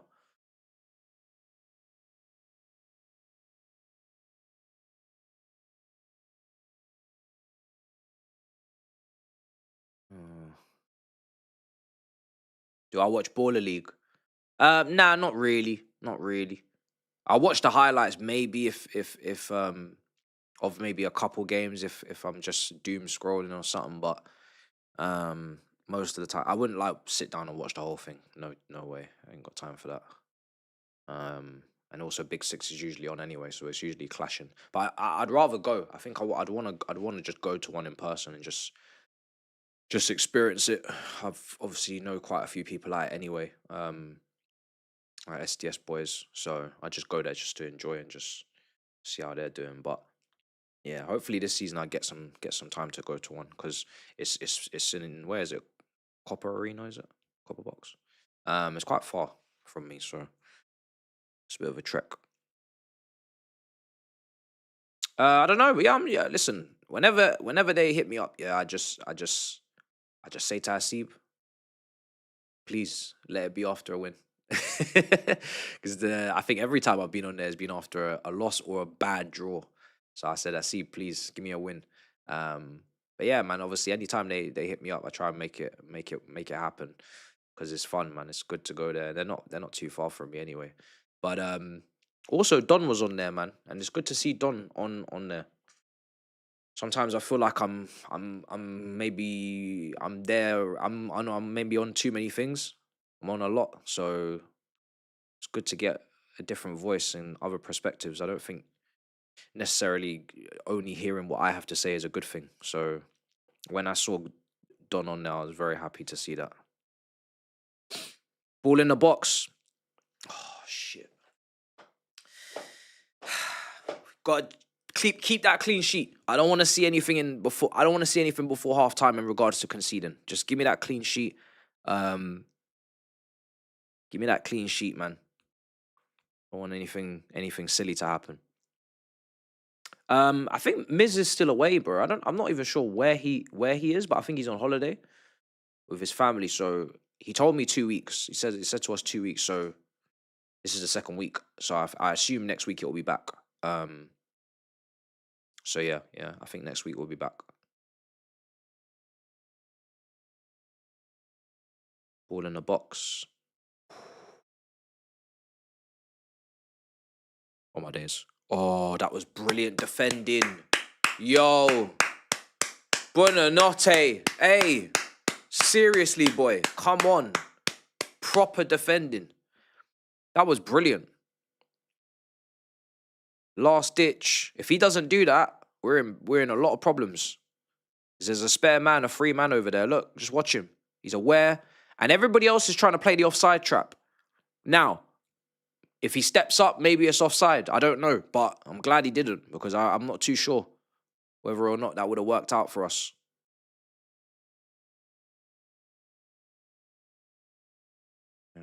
Gittins is working hard off the ball. It's good. Wolves on it. I think it's Gomez, is it? Trying to do a little reverse. Red. Oh, guys, the counter attack was there, man. Ooh, Wolves in the box. Nice. Oh, referee's got in the way. Ball in, Jorgensen catches.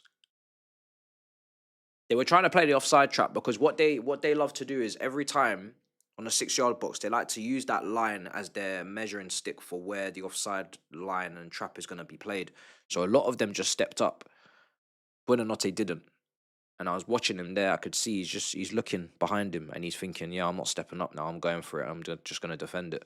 So the other defenders, obviously, when they do the offside trap, they usually will just do it with the defenders. They'll do it with the back line. Someone will communicate who's meant to be in charge of communication, which is what I say, why I don't necessarily expect, even though I would like to see it now, Hato and Achampong to play together. I assume probably one of Chalobah or Tosin are in charge of communication and leadership and all these things on the pitch when it comes to playing offside traps and set pieces and all these things. So, yeah, one of them are definitely responsible. They're two of the oldest guys in the squad, which is mad to say that Chalobah is one of the oldest guys, but he is. He's 26 and Tosin's 28. That's as old as it gets at Chelsea. So I'm sure whenever one of them are on the pitch, they're in charge. I think it's difficult for a right back to be in charge for me. Reece James, obviously captain, but you can't instruct Cucurella on the other side of the pitch, in the same way.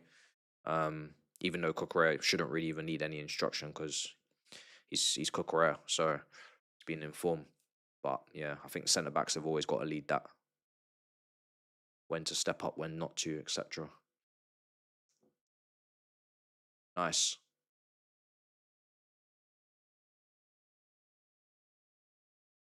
Gittins.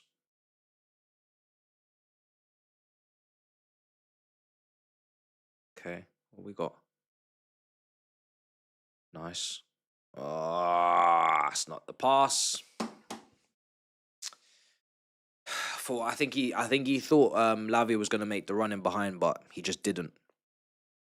He just didn't. Sorry, Esteval was going to make the run in behind. There's been a goal at St. James's Park. Chat.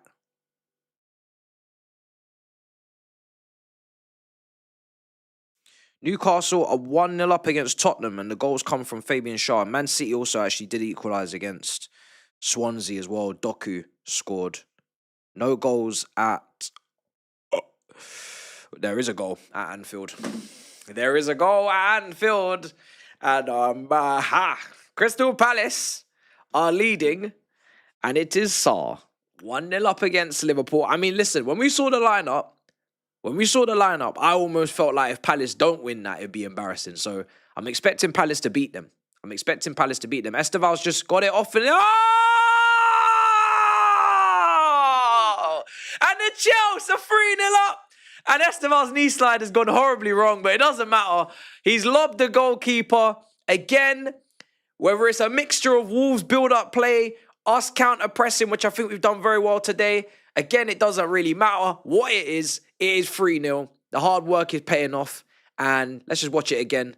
Yeah, Wolves, what are you really doing? What are you really trying to accomplish? It's a beautiful finish. That's the kind of finish that you want to see from a Brazilian. Do you know what I mean? I remember when Robinho did it for Manchester City at the old stadium when he first joined.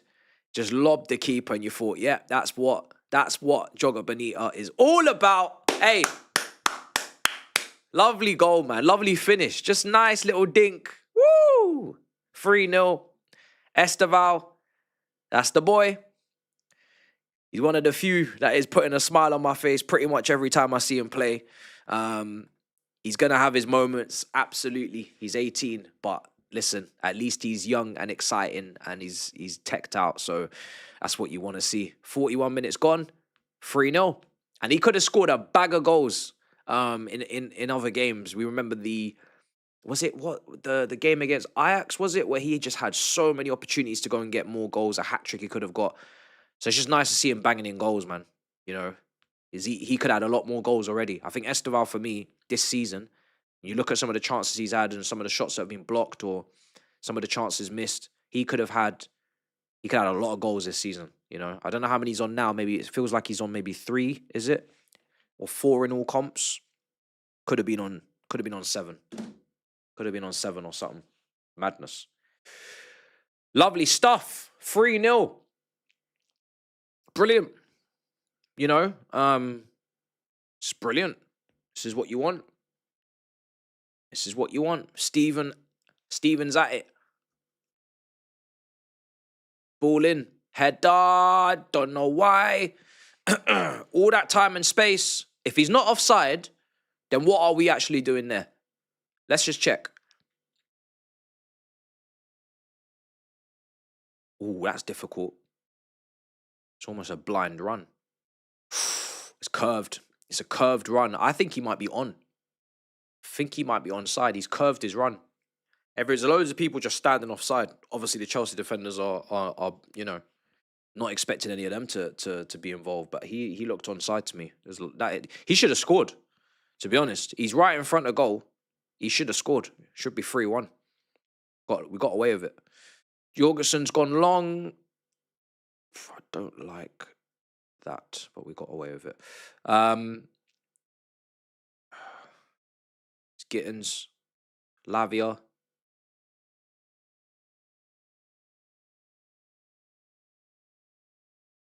Gusto. Not the kind of pass you want to see.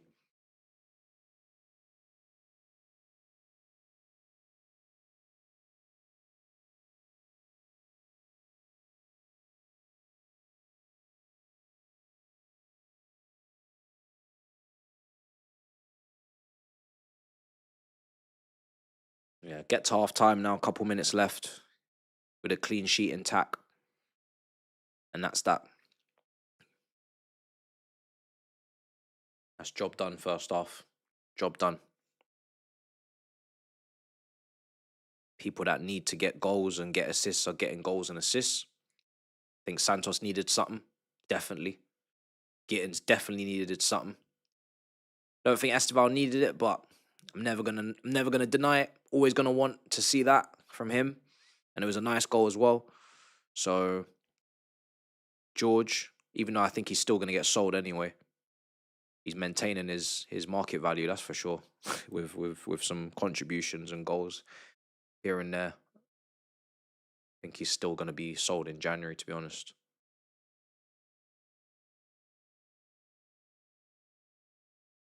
Oh, what's going on at Anfield? Alan McAnally. Hey, Jeff, it's 2-0 to Crystal Palace at Anfield. Shah has scored again. I don't know what the goal looked like. I missed it, Jeff, but it's not looking good for the Reds. It looks like they're going out of the Carabao Cup. And that's after how many defeats in a row? I can't remember, Jeff, but it's not looking good. It's not looking good at all. Back to you. Yo, how many more L's? How many more L's can they put on Liverpool on the title of the next Big Six stream? Because we're going to run out of characters. You know when you're doing YouTube titles, you can only have so many letters. Only so many characters in the title. You can't just be out here losing like this. We're going to run out of space. Yo, Grizz, man. Grizz is going to get tired. But the thing is, if you're a Liverpool fan, you know you're losing from the first minute. Because you see that lineup, you see that bench, and you know you've lost. You don't even need us to tell you. As soon as we saw that lineup chat, we even said, hey, if Crystal Palace don't win this, it's a disgrace. It's a fucking disgrace. Hey! Hey! Bro! Bro, it's 2-0. Bro, please, go and watch that goal for Palace. I will. I'll check it out. Bro, what? Bro, I'm not gonna lie, yeah? As soon as I saw the lineup, I knew they lost. We knew they lost. It's finished. Bro, this is my thing. Imagine, now, this is different. Imagine buying a ticket, bro, and seeing that lineup, bro. Your head would be in Mars, bro. Brother. And also not even to have anyone on the bench. Bro, Slot needs to chill. Slot. We are going to lose. I'm going to at least have someone on the bench that can change the game. And like a TK, a Salah. Bro, he forfeited the match. He's literally forfeited the match with that team. You forfeited, bro. You don't want to play this. Bro, Salah is actually underrated, you know, bro. I don't know. I like him at Palace. Because you know someone at Palace someone at Palace has always got to be running the show. Wilfred Zaha, Eze Elise, you know what I mean? God. Someone's always got to run a show at Palace. This is a joke, bro. It's beautiful what it is. It's not like, brother, it's not even about if you care about the competition or not.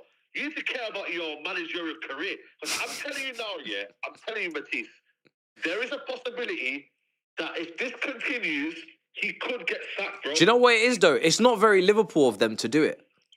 If this was a different club, I would agree with you. I'd be like, yeah, he's in trouble. This is your club. Yes. Yo, I mean, we won the league with Ancelotti. Different ownership, to be fair, but we won the league under Ancelotti. Finished second, and we still sacked this man. You know what I'm saying? Obviously different time, but yeah, Liverpool are not that kind of club. I don't think they'll. Do not sack this guy. I need it to continue. Bro. I'm urging Liverpool Football Club to not sack. Bro, how many more L's are gonna be in the Big Six stream title, bro? Brother. I'm not gonna lie. We could cook Grizz for this, you know. Bro, I'm telling you, man. we don't need to go easy now. Just because you didn't play a strong team, bro. You can get cooked again. Because he believes that they're going to turn it around. He did say that. He has to say that. You can't say you're not going to turn it around with the players that they have. They have to turn it around. But bro, another defeat, bro. He is. I can't lie to you, man. He's actually like doing his thing, man. Half time. But bro, you know what Palace did as well? They didn't really like just throw everyone off. Like they got Pino. They made it a little bit, No, I can see that. I saw their starting 11. It's a good 11. It's a good 11. Yeah, Like, bro. Mateta's on the bench, but, you know, Gurhi's still starting. LaCroix's still starting. You know, there's enough quality there. Bro, there's so much quality there, bro. This is mad. Are you mad? Bro, how many times? Bro, That's free. I am loving life, bro. Bro. I am loving life, bro. Because you know what, man? I thought to myself, we're not going to have everyone lose today. No. Yeah? And, you know what I'm saying? I thought, you know what? If there's one team that can lose, it's Liverpool. Please. Let them at least. I knew you lot. I'm not even watching your game. It's on the overlay. Are you not watching it? I knew you lot would dismantle Wolves. I can't lie to you. I knew, like, you know what I mean? Like, yeah, I'm glad we're doing our job because I need us to go far in this. I need us to win this competition, man. I want to win this. I want to win it, man. Absolutely, we need to win it, man. Absolutely. Best chance of a trophy this year, bro. Bro, that's what I'm saying. You can't turn your nose up at nothing, bro. No, real talk, man. Real talk. So I need this. I need something. I need to leave with something, bruv. We need to leave with something. Absolutely. Man, like me out, man. I'm hearing this scoring. You know, there's a system now. Did you see what Brentford did to Grimsby?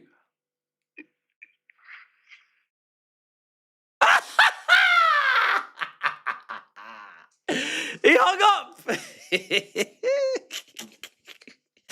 Hey, yo, I just asked a simple question. This brother hung up the phone. I asked a simple question. Yo, that was crazy. Brentford, who lost in Buemo and lost Wissa, who everybody forgets about Wissa because he's injured at Newcastle. And they slapped up Grimsby 5-0 without reply and said, hold that donkey. Yeah? Let's talk about our half. Let's talk about us anyway. I am watching the little Liverpool end of their half, just keeping an eye on things. Arsenal are still 0-0 against Brighton as well. Now, guys, it don't really... again, I said this after Ajax. It can't get any better than that. You know, this is an arse whooping of epic proportions. And that's exactly what it should be. You know, Wolves are the worst team in the Premier League right now for good reason. But you have to beat what's in front of you. All that we can do is enjoy it. Because it's not, again, I said it when it was Ajax, it's not often Chelsea give us days where it's not stressful. It shouldn't be stressful. You're playing Wolves. The team that went out there, although very rotated, is good enough to beat Wolves, and they're showing it. So I'm not going to start taking loads of things from this right now and applying it to the Premier League against the upper 18, 17 echelons of teams in that league that aren't West Ham and Wolves, who are just absolutely diabolical. I'm not going to start drawing conclusions and taking... But what I will say is we're going into the next round. You know, that's we need to be in the quarterfinal. Hopefully there's some big scalps that are going to be taken out and maybe we get another nice draw. And then we're not far away from Wembley. So, and also, confidence. Hopefully the manager's learning that Esteval needs to start. Gittins, why can't he start?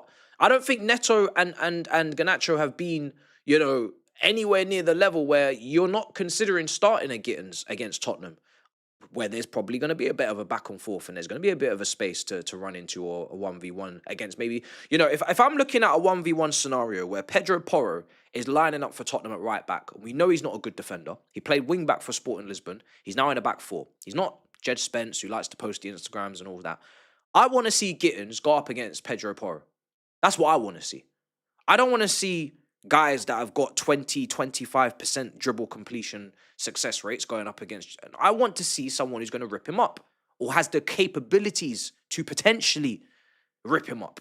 And Esteval is a non-starter, non-conversation. He has to start against Tottenham. We said that last weekend. He didn't start. So the manager is really the main thing. It's not really even the players today because Lavia is playing well. Santos has scored. You know, George has scored. Whatever. But the manager needs to take things from this game and be like, okay, cool. I don't want to hear now, oh, well, you know, it was only Wolves. Well, then what's the point? What's the point in everybody playing well if you're not going to take anything from it and try? You know, we as fans have to be careful. You can't get too excited. It's Wolves. But you as a manager, if someone's just had a good game, let's try and see if there's any momentum. Let's see if there's any confidence that can be built. Let's see if they can carry that into the next game. Why not? Why make 11 or 9-8 changes to the team and bring back the guys that just lost against Sunderland and bring back the guys that are, you know, letting us down? let a few of these men play. Hato again. Again, your position is important. You know, when you see statistics and you see games, and you need to talk about the quality of the opposition that these people are facing. Hato is playing against teams that he should be playing well against, but he's playing well. Hato is cleaning up. Hato is good on the ball. He is smooth. He is composed. He is confident. Okay, can we see that against Tottenham? Can we see that in the Premier League? Can we see that next to Josh, who's also confident and calm and composed? Why not? What do you have to lose?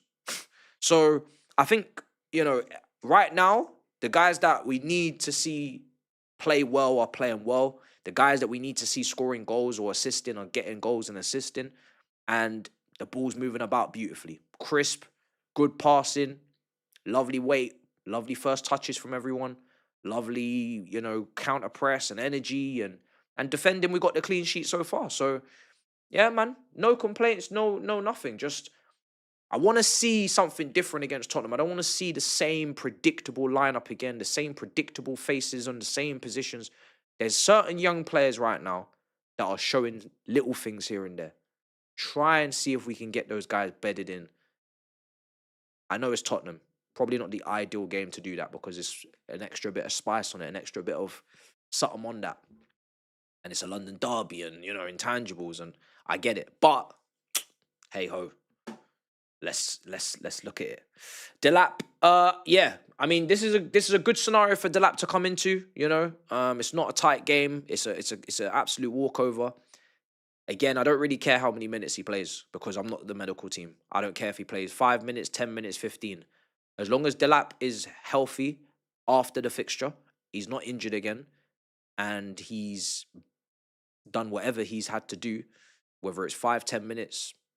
As long as he, you know, gets something, I think he should get something. If he's on the bench and he can't come on, then it's pointless to have him on the bench. You put Gil on the bench. So he should do 5 minutes, if at least. And then we move on. And don't expect him to start against Tottenham. That's all I'm going to say. You have to expect that he's going to be on the bench against Tottenham. He's building up his minutes incrementally because at the Christmas period, we need everybody fit. Apart from Colwell, it's impossible to have fit. We need people fit for Christmas. We're going to have fixtures back to back to back to back in the Premier League. Not Ajax, not Benfica, where we're playing these teams maybe in Europa if we were there, or Club World Cup, and you know we know we can deal with these guys. But we're playing Premier League teams, low blocks, back fives. It's Christmas, it's raining, it's windy, it's wet. We need everybody on point. We need everybody fit. So I'm not really trying to lose players in this period. Let's go through the super chats. Chelsea's is barring teeth kick on Santos. Says Kalechi. Something telling me to go to sleep, says Ty. Why? What's wrong with you? What's wrong with you, brother? You're getting goals. You should be entertained. Wolves would genuinely struggle in the Championship, but sometimes United will find a way to lose to them, says Adam. Why are you playing them next? Or you just mean in general? Yeah, Wolves are ready for the Championship, man. They're ready. They look ready. You know what I mean? That's my assessment. They look ready. They look ready, man. You know what I mean? I wish them all the best of luck. I really don't care. I'll be real. I don't care how they do. I don't care if they come back up. I don't care if they get relegated again. I don't give a damn. I don't give a damn. Because I actually remember going to Wolves used to be a problem. I remember Pedro Neto on the counter-attack in the transition at the Molineux, getting goals against Chelsea and all. You know, it used to be an issue. They were qualifying for Europe, don't forget. Mick McCarthy was the manager, don't forget, way back when. You know, Wolves away wasn't easy. So I ain't really too bothered about seeing the back of them because, yeah, I don't remember it being as easy as it is today. Why is our best wingers playing in the Carabao Cup? I'm not going to throw Gittins into that because I don't want to do a dangerous thing where I know Gittins is raw. I know Gittins is developing. I know Gittins is going to be inconsistent. I know Gittins is in his first season in the Prem. And I don't think he had the breakout season at Dortmund that justifies the move to Chelsea. I still believe all of that, but he's here. I don't know him as well as I know Garnacho, so I have a bit more patience and time for whatever Gittins can become. That's my logic. I haven't seen you as much, so I'm going to wait to find out more information. I feel like I know about Garnacho very well. Very fucking well, yeah? And I've demonstrated that, I think, in my content. So, yeah, but Gittins has not separated himself from the others. He hasn't done that. He's had good performances against teams where Liverpool, back and forth transitional game, bit more space, comes on, good job. I think Garnacho was good in that game as well, from my memory. You know, Champions League, you know, was it Ajax? We're playing 10 men, you know, Lincoln. I don't think anyone actually out of him and Garnacho, Gittins, none of them were really that good in the Lincoln game. So, you know, it's ups and downs, it's back and forth. So I'm not going to throw him into that. Esteval, yes, he is better than everyone. Yes. Esteval is better than everyone. He is. I'm very happy to say that. Very, very comfortable saying that. Man, I'm a fan, but don't talk about how bad this invert. Oh, the spelling. You don't talk about how bad this invert ball is enough. Okay. Cucurella in the 10, Reece in the back 3. I don't have a problem with Reece in the back 3. I've never had a problem with Reece in the back 3. The reason Reece is still fit and healthy and available is because he goes into the back 3. I know that Reece can overlap. You know Reece can overlap. Maresca, if he's watched a game of football before he arrived, knows that Reece can overlap. However, we need to look after Reece. We have to protect Reece. So therefore, we have had to put Reece into back 3s, put Reece into midfield to stop him from doing the long distance running. He is not an Olympian. I am not asked about any of that in regards to Reece because I am not a medical man. I am not the doctor, and I am not going to see Reece get injured again because of my needs of him overlapping and crossing and scoring goals. I would love to see it, but he's not under my jurisdiction of duty of care. I am not a medic. I just know that Reece has been fit for a long time, and I'm very happy about that. And I don't care how we keep him fit. We have to keep him fit. We know Reece can defend. We know Reece can go in centre back against Liverpool and defend. We know Reece that can score free kicks and can create from deep and pass. So regardless of whether we're getting the best out of Reece, we are still seeing Reece. So that's an up. That's better than nothing, you know. Now with Cucurella, different conversation. You think I want to see Cucurella in half spaces, receiving and turning and twisting? No, I don't. But why is that happening? I think it might be happening because the box movement and the anticipation of Cucurella and Enzo Fernandez is better than some of the strikers that we employ. I don't want to see that. I don't want to say that, but that is what the statistics show when he was our top goal scorer last season in 2025 up until maybe April. I don't know if that's the reason, but he has a smell and a snout for it. Same way Marcus Alonso, Marcus Alonso is different level free kicks, but he had that as well. Like I said, I don't want to see it, but do I think you should spend that kind of money and that is one of your ways of getting goals? No, I don't. No, I don't think that's one of the things that we should be trying to do. But he keeps doing it. So, yeah, like I said, and I said it before and I say it again, if the squad was built to the level that these guys claim that their new contracts and their new accolades over the summer and congratulations and early ejaculations, everybody, the directors. If the squad was just like that good, the manager could be criticised more. In my opinion, for me, I could criticise more because I would know you don't have any excuses.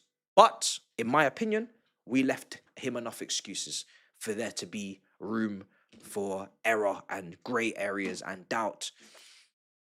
And I didn't want that, but that's what we have. So it is what it is. And they appointed him. And I keep telling you that. They appointed him. So you're responsible for him as well. If he's fucking up, that's your responsibility. You don't get to have a child and then the child, lashes out at another child and be like, that's not my child. Up for adoption or away with you. No, that's your responsibility. You brought the child into the world. They brought Maresca to this level of club, this level of expectation. So yeah, your responsibility. You better give him what he needs so he does the best job he can. If he's not using the tools you gave him properly, there must have been a poor line of communication over the summer as to what attributes were needed in the system he plays. Head coach. But people don't seem to understand that logic, and I'm tired of saying it repeatedly. So we're just going to have to agree to disagree. So, second half, we're going to play, I think, a game where we don't need to really make subs, guys. I'm going to just check the subs. The subs are on screen. Let me know, would you make changes? I don't really think we need to do anything. We're 3-0 up. I don't really see anyone on the bench that needs opportunity. I don't see Anyone on the bench that needs a game, maybe Fofana needs minutes, maybe Delap needs minutes. Outside of that, I don't think anyone else needs to come on.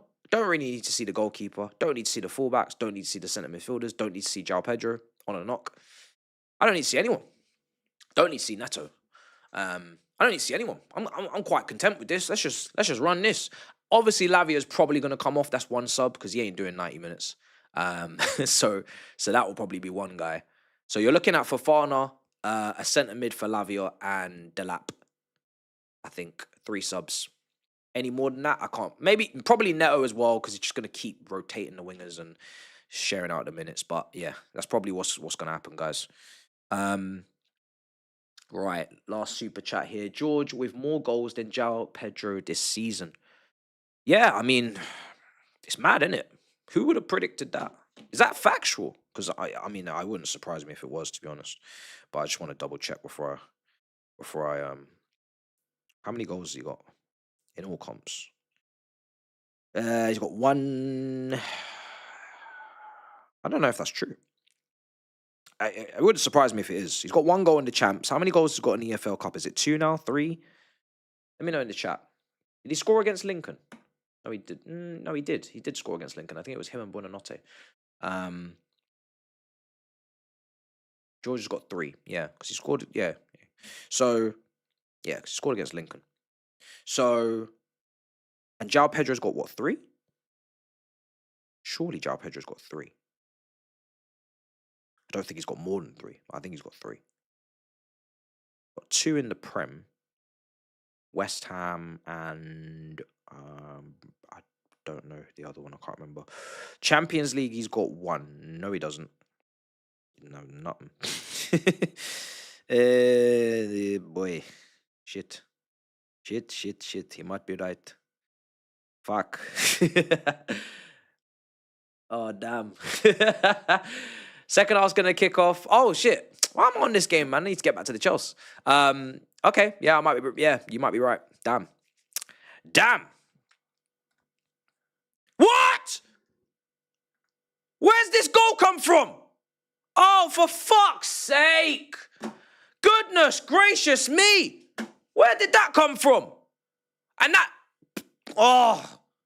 Absolute bulldozer of a forward has just gone and wrapped it round into the far corner. Oh, goodness me. Not even a clean sheet on this day. Of this day of days, not even a clean sheet. That's not nice, is it? I literally just having a great time. I was on the wrong page because I thought I went back to the Chelsea one, but I was still on the Liverpool one. There was loads of ads playing. I was like, oh, this is a long half time, but you know, not going to question it. And the next thing I know, I come back and there's a goal. And I've just seen the defense split and a man's wrapped it in the far corner. And that's it. Fuck. Well, at least we've got that out of the way because, you know, who wanted a clean sheet anyway? So may as well just hurry up and concede and get it over with. All right, let me get these lineups off screen. Damn, y'all just giving away a goal. Let me just see this 2v2. Why?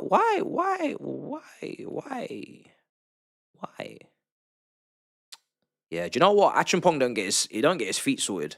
At no point is his feet sorted. He's kind of facing this way, he's facing that way, he's twisting, he's turning. He never gets his feet sorted. So then from that point, that man's just in way too much space over there. Acheampong's trying to cut out the pass. Never does because his feet's all twist up. And it's and that's it. That's all she wrote. I'm gonna do the timer again because it's slightly off. Yeah, 3-1. 2v2. What is it with us and conceding these type of goals every? These transitions, these counters, these situations. We need to do more 2v2 and 3v2, and we need to do more of that in training defensively, man, because we've conceded quite a few goals this season from those scenarios. Whether they've counted or not is another question, but, you know, Josh King and all that. But yeah, we've done enough of that this season to need to work on it, clearly. Right, someone's down injured. It looks like Gittins, which is not good. Time is going to get refreshed. Way out of sync. Looks like Gittins is down.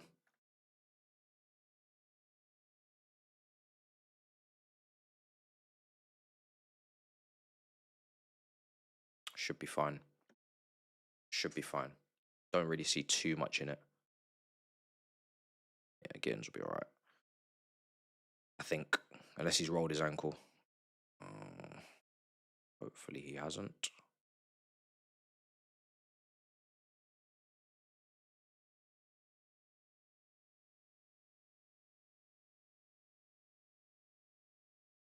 Oh yeah, I need to change the score. Still not accepted that happened. Whilst I wasn't even, I wasn't even expecting that. I was just caught off guard.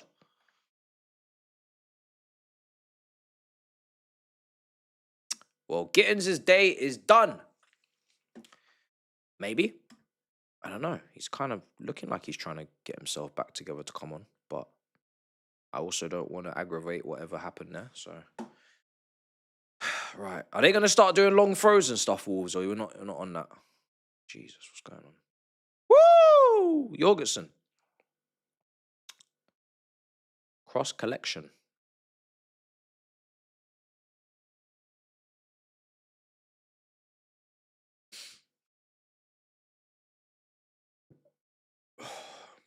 I'm not too bothered about Jorgensen anymore because, like, he's not going to displace Sanchez, and he's probably not going to be here long term. So, because they got a lot of stocks in Penders. So, yeah, I'm not really too fussed anymore. If he, obviously I want him to play well because I don't want us to concede goals today, but he's not challenging for that spot anymore. Like, we know that now. Before, when I didn't know him, I was like, oh, maybe he might challenge for the Sanchez spot. Nope. He ain't challenging for shit. You know what I'm saying? He ain't challenging for shit. So now that I know that, yeah, I've made peace with the situation until the next window in the summer. I'm not at peace. Actually, that's a lie. I'm just coping. I'm just coping. There's no goalkeepers coming in January. Are you mad? Not a chance, brother. There's way too many other things that need sorting. Way too many other things. By the way, Wolverhampton Wanderers, can you relax your batty cracks, fam? Why are you getting all our players injured? Chan needs to chill, fam. Huang, what's going on with all this fighting? All these man stepping on toes and putting man in positions and looking like injuries are coming and all this. What's going on? What's going on? Dirty challenge. For what reason? You man are literally bottom of the league in the Premier League. Why are you doing all this right now? You trying to show your fans that you care? My goodness. Focus, would you? You got a game on the weekend, and you man are trying to get suspensions and red cards. I don't even know if it would even carry over. I think it does. All domestic competitions carry, I'm sure. So what are you playing at? You got Fulham away at Craven Cottage. You need to lock in. You're out here trying to step on us. What's going on? These men are confused. These men are absolutely confused, trying to sabotage. Bro, we've got Tottenham away and they're trying to injure Lavia. Like we ain't got plans for him to start and play a good, healthy, long 60 minutes before being subbed off. You know what I'm saying? Come on. Because I'm sure this manager wants to play a Lavia, Caicedo, Enzo Fernandez midfield free. Actually, no, do you know what? I might be wrong. How's he going to do this? Because he might put James in midfield. He might put James in midfield, Been thinking about this. I could easily see him putting Gusto right back, James in midfield next to Caicedo, Enzo, and then I don't want to say what wingers I think he's going to play because he's not going to play the ones I want. And then the striker, João Pedro. I think that's what he's going to do. But if he goes Lavia, then he might go Lavia and Caicedo and Enzo, and then maybe James right back. Not sure. I think he wants to have an overlap if he goes with that kind of flat midfield. Because you're not... Nah, to be fair, you could put Enzo in the 10s, guys, to be fair. You've been watching Penders this season in France. He's taking our #1 spot. You sure about that? He's had a few mistakes, bro. Not being spotless. Our #1 spot is not just something to just be handing out like that. You know what I mean? This is not. You know what I mean? This is Chelsea. You know, can't just be handing out spots. So for me, I want a keeper that can help us win a title next season. I have not watched enough Strasbourg games this season to make an informed opinion. However, asking Penders to be a title-winning goalkeeper in his first season sounds like a very, very, very long, very far-fetched idea. Sounds like a stretch to me. So maybe he's loaned again or he's a second choice, but are we really going to flip multiple goalkeepers in one window? I'm not too sure about all that. So yeah, for me, I'm kind of just going to just see how the season goes. I don't want to draw any conclusions this early at all. He's still young. Arsenal have taken the lead against Brighton, according to the chat. Looks like they've scored at the Emirates, and it is Wanyeri, I think, that's got the goal. Yeah, it's not really a surprise. They're playing a very strong team in terms of they've got a lot of depth, and we can see that. And then the bench is strong as well, so they're probably going to win that game. Newcastle is still beating Tottenham. City is still 1-1 at Swansea. Would love that to go to penalties. Maybe get a little shock there, surprise. And Liverpool are still losing at Palace against Palace 2-0, and I think they're probably going to lose that game. So, you can't have everything. But if Tottenham are going out today, and Liverpool are going out, and potentially Man City, that's great. You can't ask for much more, chat. You ask for much more, and you're greedy. You know what I mean? We can't really ask for much more. That's fantastic. If that's what's going on today, I'll take it. I'll take it. We should have brought Donnarumma. We were never going to get Donnarumma, so I never even entertained the idea. His wages are too high, so there's no point. Mike Maignan was actually a realistic target. He's of a decent age for a goalkeeper, not for our restrictions, but they should really not apply the age limit to goalkeepers because they have longer careers. And he had a good wage bill that he was on at AC Milan, and the fee was also okay as well. So I don't know if they just didn't rate him highly enough, which is, if that's the case, then why go in for him in the first place? Or fake that you're going in for him. I don't know what's going on. Because they do tend to shut down, rumours that they don't actually, they don't co-sign. So, I don't know. I don't know what happened there, but I told you in South Africa, something's going on here. Something funky. And it turned out to be very funky. But he's available on a free. There's a pre-contract that can be signed in January. And there's a free transfer that can be made in next summer. Are we gonna do that? I believe it when I see it. You know what I mean? I'm not gonna be getting excited over gossip columns on BBC Sport and whatnot. It's been a bit of a messy second half. Very stop-start. Very fouls.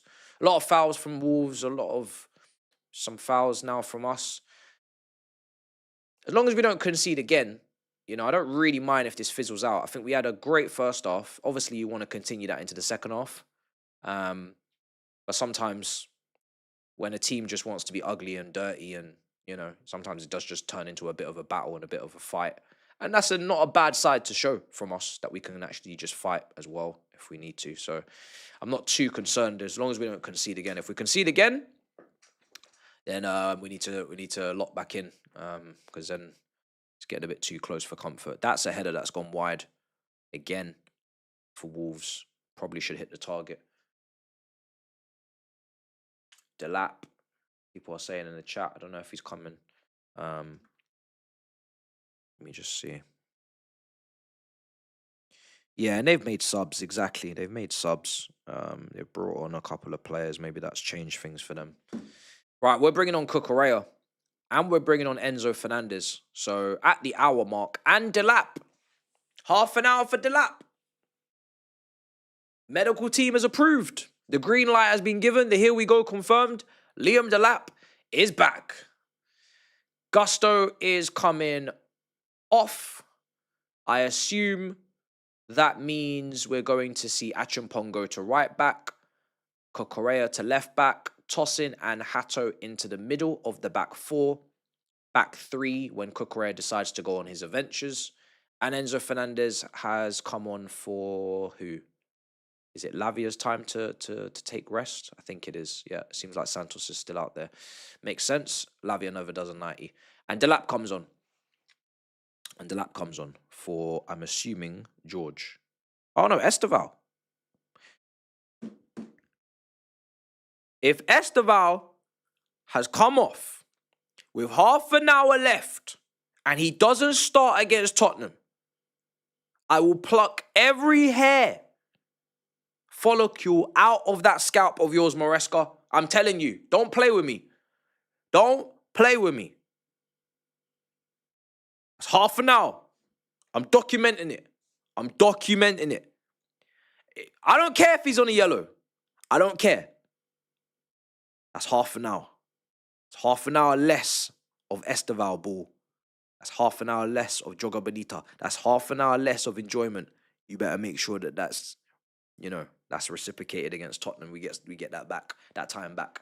So yeah, hopefully he starts against Tottenham. If he's coming off because he's on a yellow, I don't know. Do we not trust him? I trust him. I don't know. I'm hoping it's because I'm gonna hope that it's because we're starting him against Tottenham.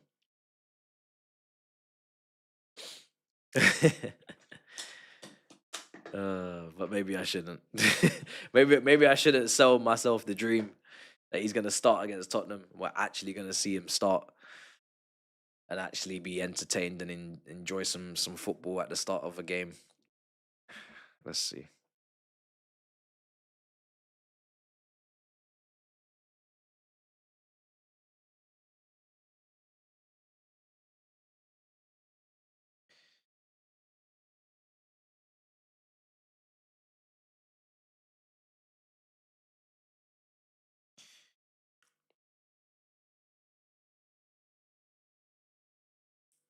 Oh.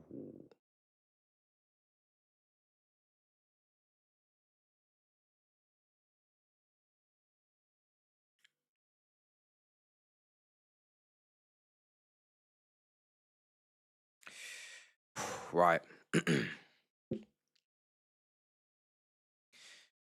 62 minutes.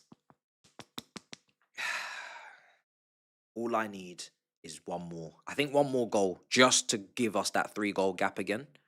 Then yeah, finished. I mean, I still think it's finished anyway, to be honest. I don't think we're going to capitulate. But, it would be nice anyway just to get one more. Just to firmly cement ourselves and showcase that this is a slapping. You know what I mean? A little slapping.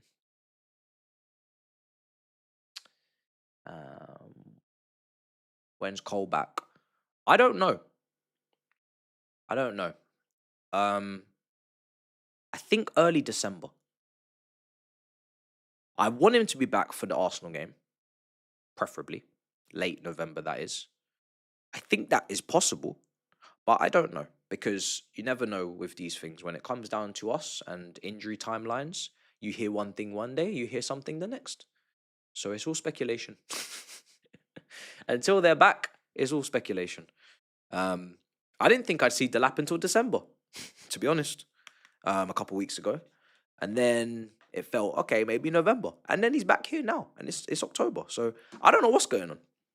It's really with the professionals. Let's see how it all goes. It's true. On God, I wasn't expecting this man to come back, This Delap brother, when they said he was going to be back this week, I said, wow, it's still October. So I don't know what they gave that guy. You know what I mean? I don't know what's going on in the medical team, but they gave him something. Newcastle 2-0 up against Tottenham. 2-0. So it looks like Tobes is going home. Another trophy gone. Down the drain. Piss pot. Topsnam. And we're playing them at the weekend. So hopefully that's done a lot of damage to them mentally and psychologically. And they can go into that game with frowns on their faces and then they get slapped up again. But yeah, they're losing 2-0 to Newcastle at St. James's Park. Not the stadium you want to go to in the cup. We got them last year. They went on to win the competition. You don't want to go to St James's Park in the cup. You really don't. So hopefully we don't draw them, especially at their stadium, because I don't want to see that. Really don't want to see that. Long throw, 65 gone. Chelsea need to learn and show that they can defend these situations. And I'm not going to lie, that is not really the most confidence boosting defending of the long throw that I just watched there, but it didn't go in the net, so we live to fight another day. You know, Chelsea, there's one thing that's irking me is we need to learn how to defend from long throws. We're probably going to face long throws every other week. It feels like most teams are doing it now. It's not even just a Lincoln thing or a Brentford thing. It's actually everyone. I saw Tottenham do it. I saw, you know, Everton doing it. Everyone's doing it. So we have to defend it now. It's not a joke. It's not something we can do like, oh, we'll come up against that 3-4 times a season. We'll mess up, but it doesn't matter because it's just our kryptonite. Nah. We need to be good at it. It's just like everybody's gonna do it, so yeah. Someone's got to start taking responsibility on the long throws. And I don't know if we're gonna try and do it ourselves, but you need to have a specialist to take them, man. I don't think we have that. I've not seen anyone take long throws for us ever. When have Chelsea ever done long throws, guys? Have we ever had anybody in our recent history that's been good at taking long throws? I've never really seen Chelsea take long throws that I can remember. Let me know in the chat. I don't think that was ever our thing, to be honest. Yeah, I don't think that was ever our thing. My timer's off, they're saying. Let me see. Yeah, it is, isn't it? Let's look at this. Let's have a look.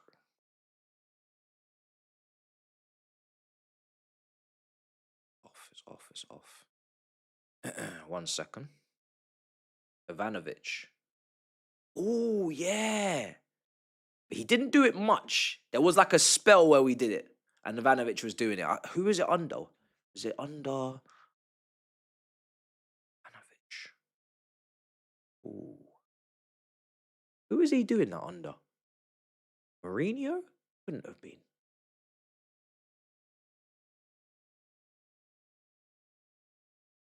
It didn't do much. Like, it wasn't something that we did for a long period of time. Was it Benitez? Joe's? Rafa? Wow. It was not under Scolari. I don't think. Ivanovic wasn't even here under Scolari. I don't think. Rafa. A lot of people saying Rafa. It was before Mourinho. Must have been Rafa then. That season is very blurred for me. I remember though, Mata, Hazard, Oscar. Mwah. Such a shame they didn't have a world-class striker that season, because that was a great little trio playmaking-wise. Mata put up some stupid statistics that season. Beat Benfica in the final, of course, in the Europa League or the UEFA Cup. Really fun. I think we finished third in the league. Nice little gold trim on the kits as well. Hazard, young baby Hazard, 17, ripping up the place. Good times. And you had a nice mix there because you still had Lampard and you had Mikel and John Terry, but then you had Hazard, Oscar, Mata. So you had like new Chelsea and old Chelsea mixed in after the Champions League win. After we disgraced ourselves in the group stage of the Cup. Woo! Big save from Jorgensen! Proper save from Larsson's header, or Larsson's strike, sorry. Yo, we need to wake up. We almost conceded the second. And that brings them right back into the game. They're working it. Cross comes in. Again, airily, this team, bunch of gentlemen. Again, what is going on with the box defending? Where is the responsibility to be taken? The first duel's lost. I think that's tossing with the first man. And then back post, there's no one on Larsson. The defenders are sleeping. That's what they're saying in the chat. Guys, we need to fix ourselves up. All right, let me see. Let me get this timer changed because it's slightly off.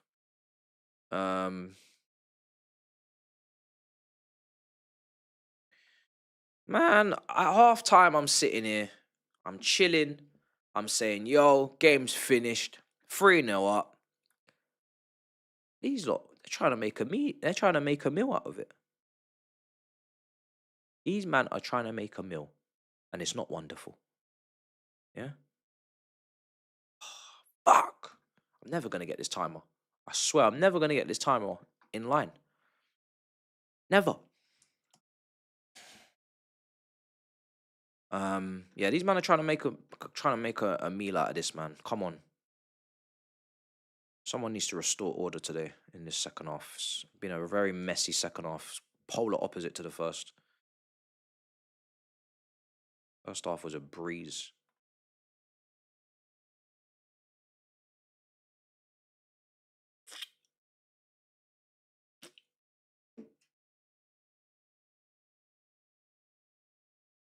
I'm not on tomorrow. I'm not on DR. So I can't even ask the panel that, bro. I'm not on. I've got other commitments. Ugh.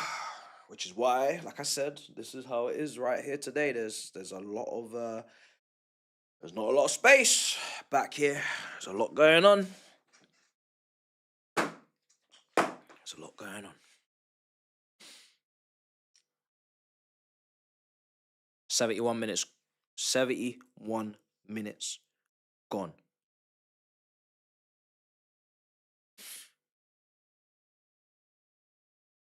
Oh shit. The chat is moving. The rate of the chat moving faster than I'd like it to. I mean, that can only mean one thing, right?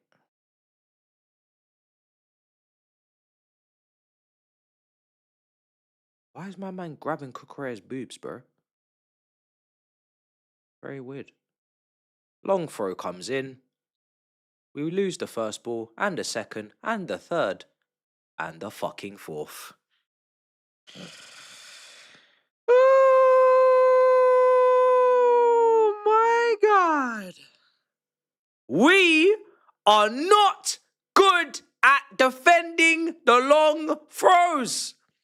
How do you lose 4 balls, bro? The first ball you lose, the second ball you lose, the third ball you lose, the fourth ball hit dropping down to his left foot and slapping it in the top bins. What kind of defending is this? This is diabolical defending. Look at this. The throw wasn't even that long. That wasn't even one of the longest throws of all the long throws I've seen in this Premier League and in this England. Come on, man. Do you man not have any shame? Do you man not have any pride? Any pride in your defending? It's just incredible. And I said it a few minutes ago. I said we need to get better at this because everybody's doing it. And that's partly why we're getting a little bit capped with the Premier League season. Because I'm looking at the style of the football that's being played and it's not accommodating for us and our strengths and weaknesses because we're shit at defending these long throws and everyone's doing them. So there's only one outcome. Either we're going to fix this and we're actually going to stop defending like clowns, or we're going to keep conceding. One or the other. You know? I don't know how long it's going to take for us to figure this out, but we have got to get better at this because it's mad. It's happening too many times. We lost 2 points against Brentford. We nearly got knocked out the cup to Lincoln. And now we've conceded against Wolves. And I'm definitely sure I've missed other ones as well. Oh, this is a madness. This defending. Oh, I don't even know. I don't know. Are we really going to do this, guys? Really? Are we really going to play these games? We're really going to be on some bullshit. Second half's been so poor, man. It's like watching a different team. Where's the control? Where's the possession? Where's the chance creation? Where's the dedication? Where is it? Arsenal 2-0 up against Brighton. Liverpool are still 2-0 down. City is still 1-1, and Newcastle is still 2-0 up. And we're having some fun. We're having some fun over here. We need to. I don't even know at this point. We need to Ugh, they're ruining the vibe. They're ruining the vibe. I thought I was going to match reaction, going to be so calm, so chill, just no dramas, 3-0, whatever you want. They're out here trying to make a meal out of it.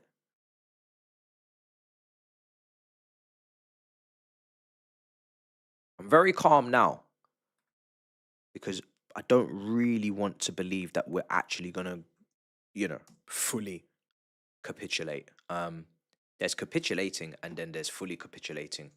And there's part of me that feels we won't fully capitulate and we won't be 3-0 up and allow them to come from 3-0 down to level 3-3. That might be delusion. But I'm just staying relatively calm because I can't compute or fathom the fact that that could happen against Wolves. I just can't believe it. It's not possible that that can happen. There's no way. So even if we see it out 3-2 or whatever, we're going to win. I'm sure of it. There's no way. No way. There's no way. No way. So that's just my logic. It's not even logic, actually. It's nonsense. It's pure nonsense.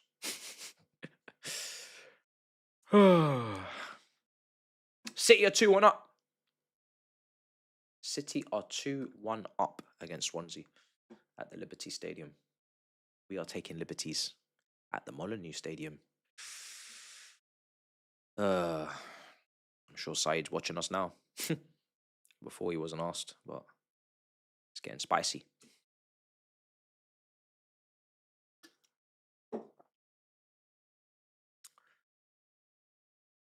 It's getting very spicy.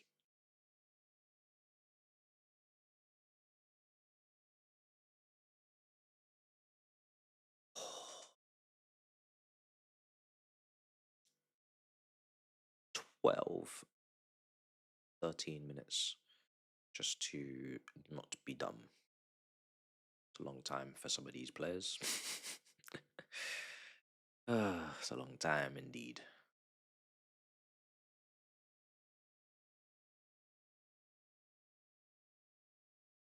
It's gone from a really convincing win, convincing performance, convincing result, to a very, we still have problems. This is why we stress in the Prem. Here's Cucurella. Can we get a fourth? If you're going to concede, can you at least outscore by a comfortable margin? Put this game to bed. Neto.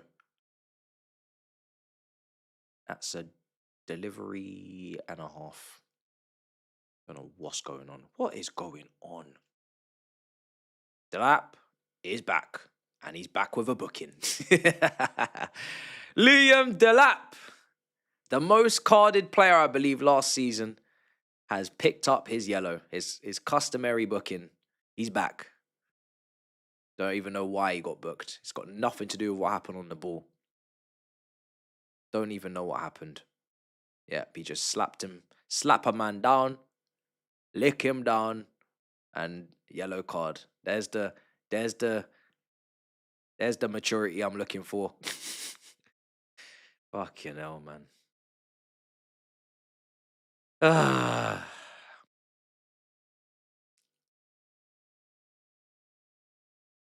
11 minutes to go. Maresca's standing up, stressed.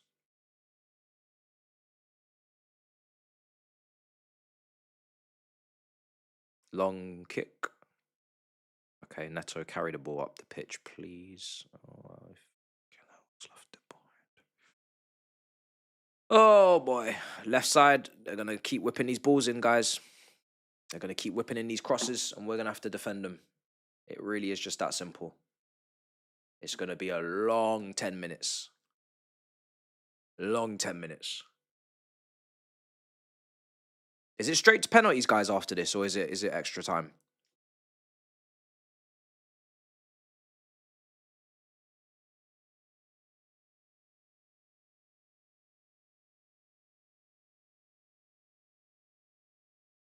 Ball in, cleared.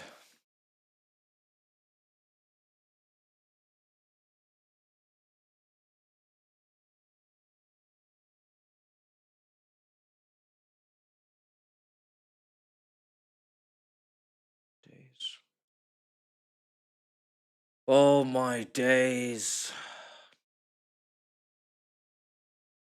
10 minutes left. Time is going by very slowly. I'm kind of glad they're bringing off number 14 because he's been a problem today. It's been a problem.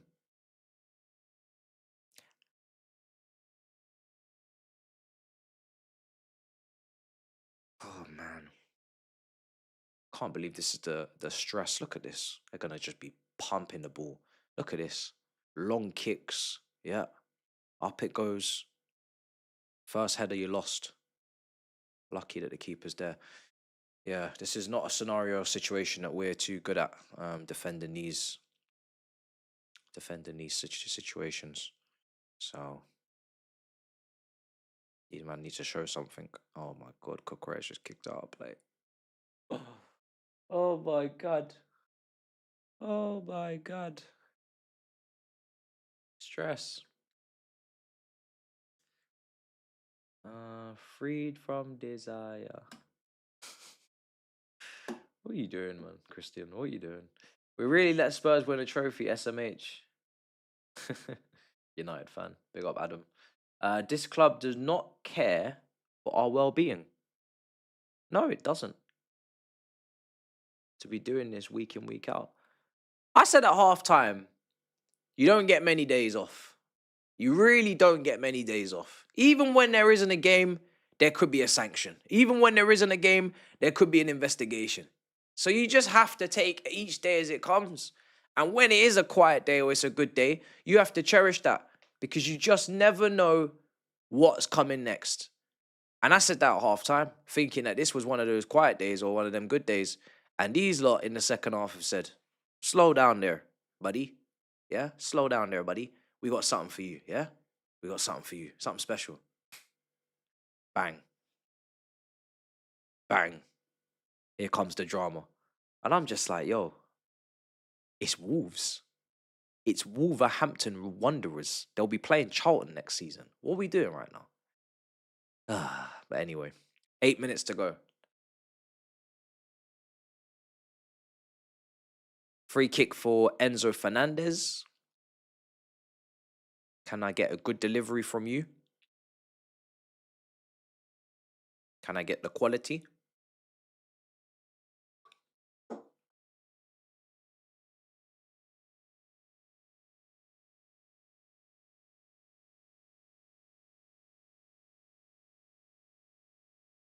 Ball in.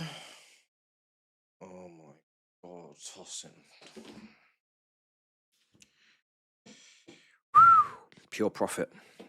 Pure profit. The purest of profits. It will be the purest of profits. I'm telling you that now. It will be the purest of profits. Like you've never seen before. The margin is going to be beautiful. It's going to be beautiful. How are you missing that chance? What is the point of being the most aerially dominant centre-back at the club and missing that chance? Like, what are we doing? Oh my god. Free kick. What are we doing? What are you doing? Why are you underneath it? Why are you not directing that in the goal? I don't understand. Seriously. These are our leaders, by the way. These are our leaders that we're going into war with. These are our front of, you know, they're in the front line, the oldest. They have to be, and they're missing headers like that. It's mad. It's mad. Caicedo's coming on. Poor man can't even get a break. Buonanote's coming off. 6 minutes left. Oh, you lot are taking a piss. You lot are taking the piss out of me. I know you are. I know that you are not about to say what I think you're about to say. At the start of the season, at the very start of the season, when I said about this guy and his need for physicality and brute force, and we all thought it was only positive connotations, but we know that this guy gets the bookings, and we know this guy loves the cards, and I said, are you going to behave yourself, or are you just going to replace Jackson and get the stupid suspensions? And here he goes. Here he goes. Here he goes. Red card for Liam Delap. You just came back. Use your fucking brain cells. You just came back and now you're suspended. If this was Nicholas Jackson, he'd be getting taken to the cleaners. It's all fun and games with the physicality until you can't control it. Use your fucking brain cells. Use your brain cells. Idiotic, stupidity, foolish behavior. Never gonna get to cut my hair. Never gonna get it. Fuck.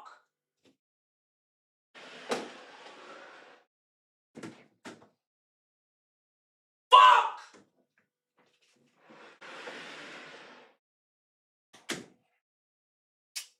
God damn! I told you lot! 5 games! God, fuck! Bastards! 5 games! You couldn't give me... I can't even get my headphones on. You couldn't give me 5 games? Chelsea! You couldn't give me 5 games? God damn! Sick of this shit. We was on a nice run. We were on a nice run. I was starting to think that we actually matured. I was starting to think that we actually saw the light. But no, this card collector is back. This card collecting fool. God damn these young kids. Fuck these kids. No, I had to say it. I have to say it because it's the kids. It's the kids. Fuck these kids. Sick of these kids. These damn kids. These damn kids. God damn. No. Don't go and concede. It's all don't go and concede the equalizer, please. I can't believe this. I can't believe this. Guys, what is wrong with this football club, man? We were 3-0 up. Why are we making everything such a drama? This is worse than EastEnders in his prime. You know what I'm saying? Fuck. It's like when we found out Stacey was cheating. Put the TV on. Shit, it's the wrong cassette tape. The lap's been sent off. Now there's fights going on. Everybody's all up in arms. We're meant to be one big happy family. At half-time, we're 3-0 up. We're cruising. This is nuts. Oh, I just need this game to end, man. These lot are crazy.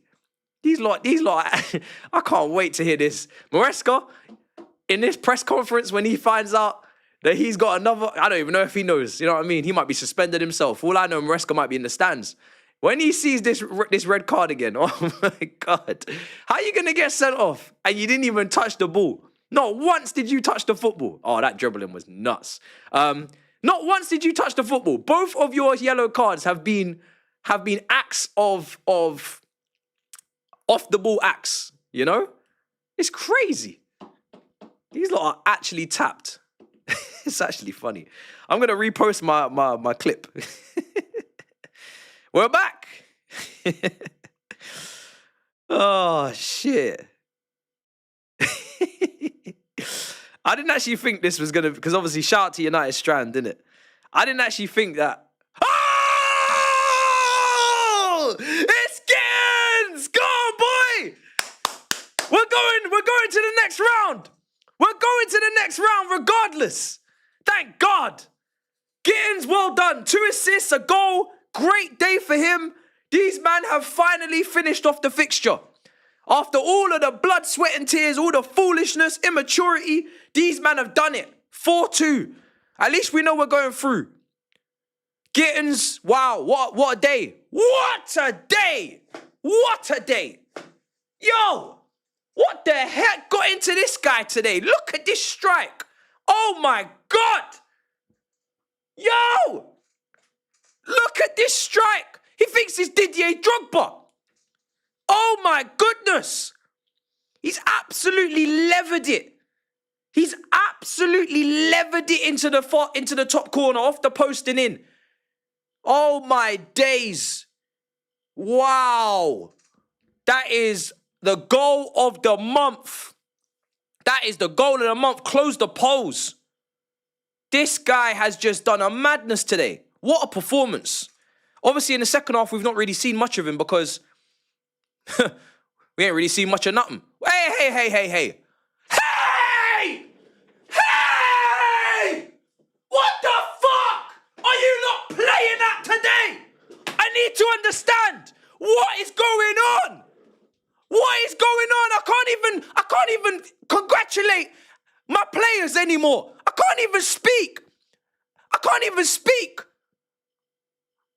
even talk in adjectives for 2 minutes about getting to strike before you fucking bozos defend like clowns once again. You lose the first ball. The second ball's bobbling. What kind of defending is this?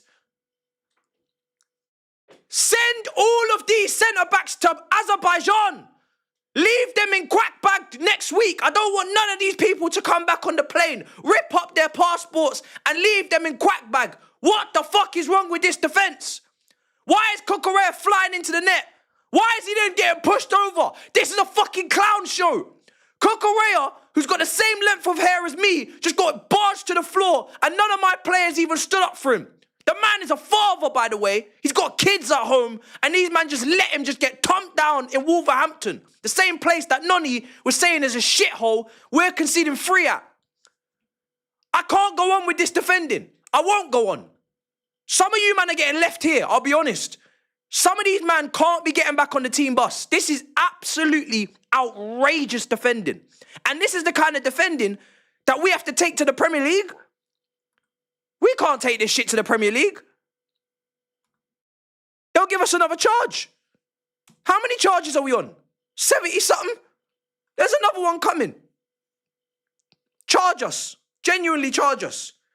Who concedes 3 goals to Wolves? I've never seen Wolves score 3 goals this season. What's going on? This defending is so bad. It's so bad. That's the second time we've lost the first ball, the second ball. It's just, what is going on with these lot? Oh my days. Neto, these lot are actually ridiculous. These lot are insane. We can't.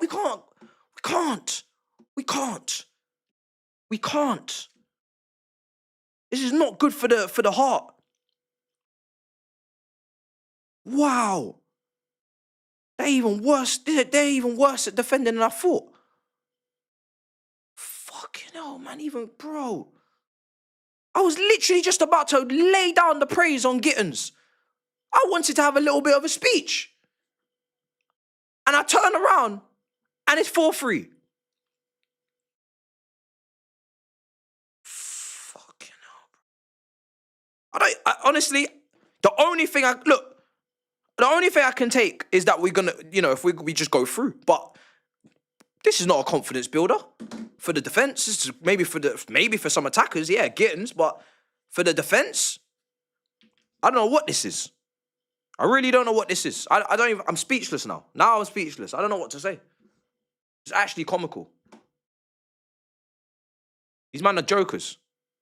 There's no discipline in the defending. There's no discipline in the bookings.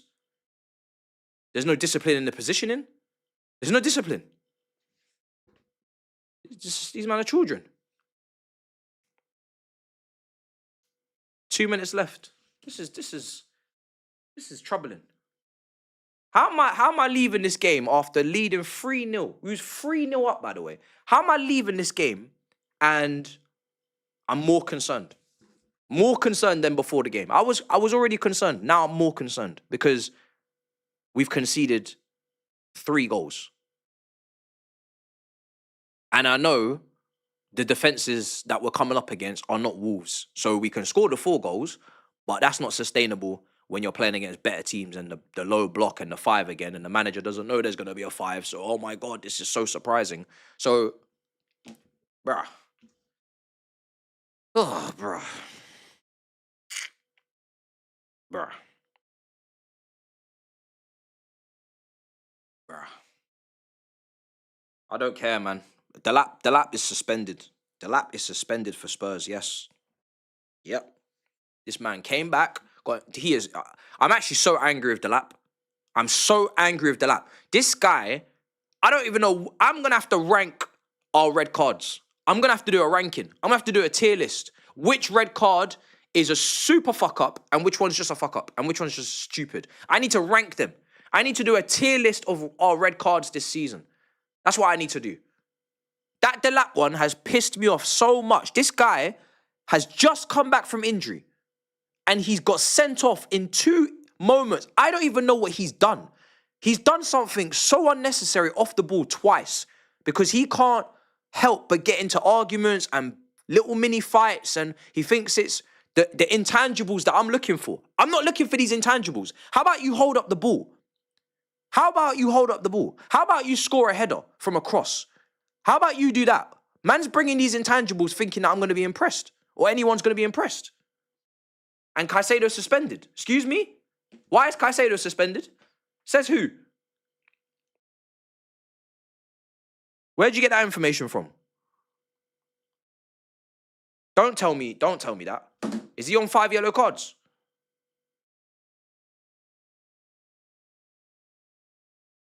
Don't tell me that.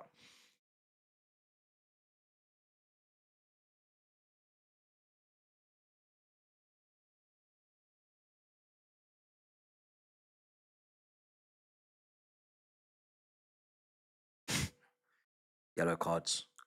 Caicedo is suspended for Tottenham.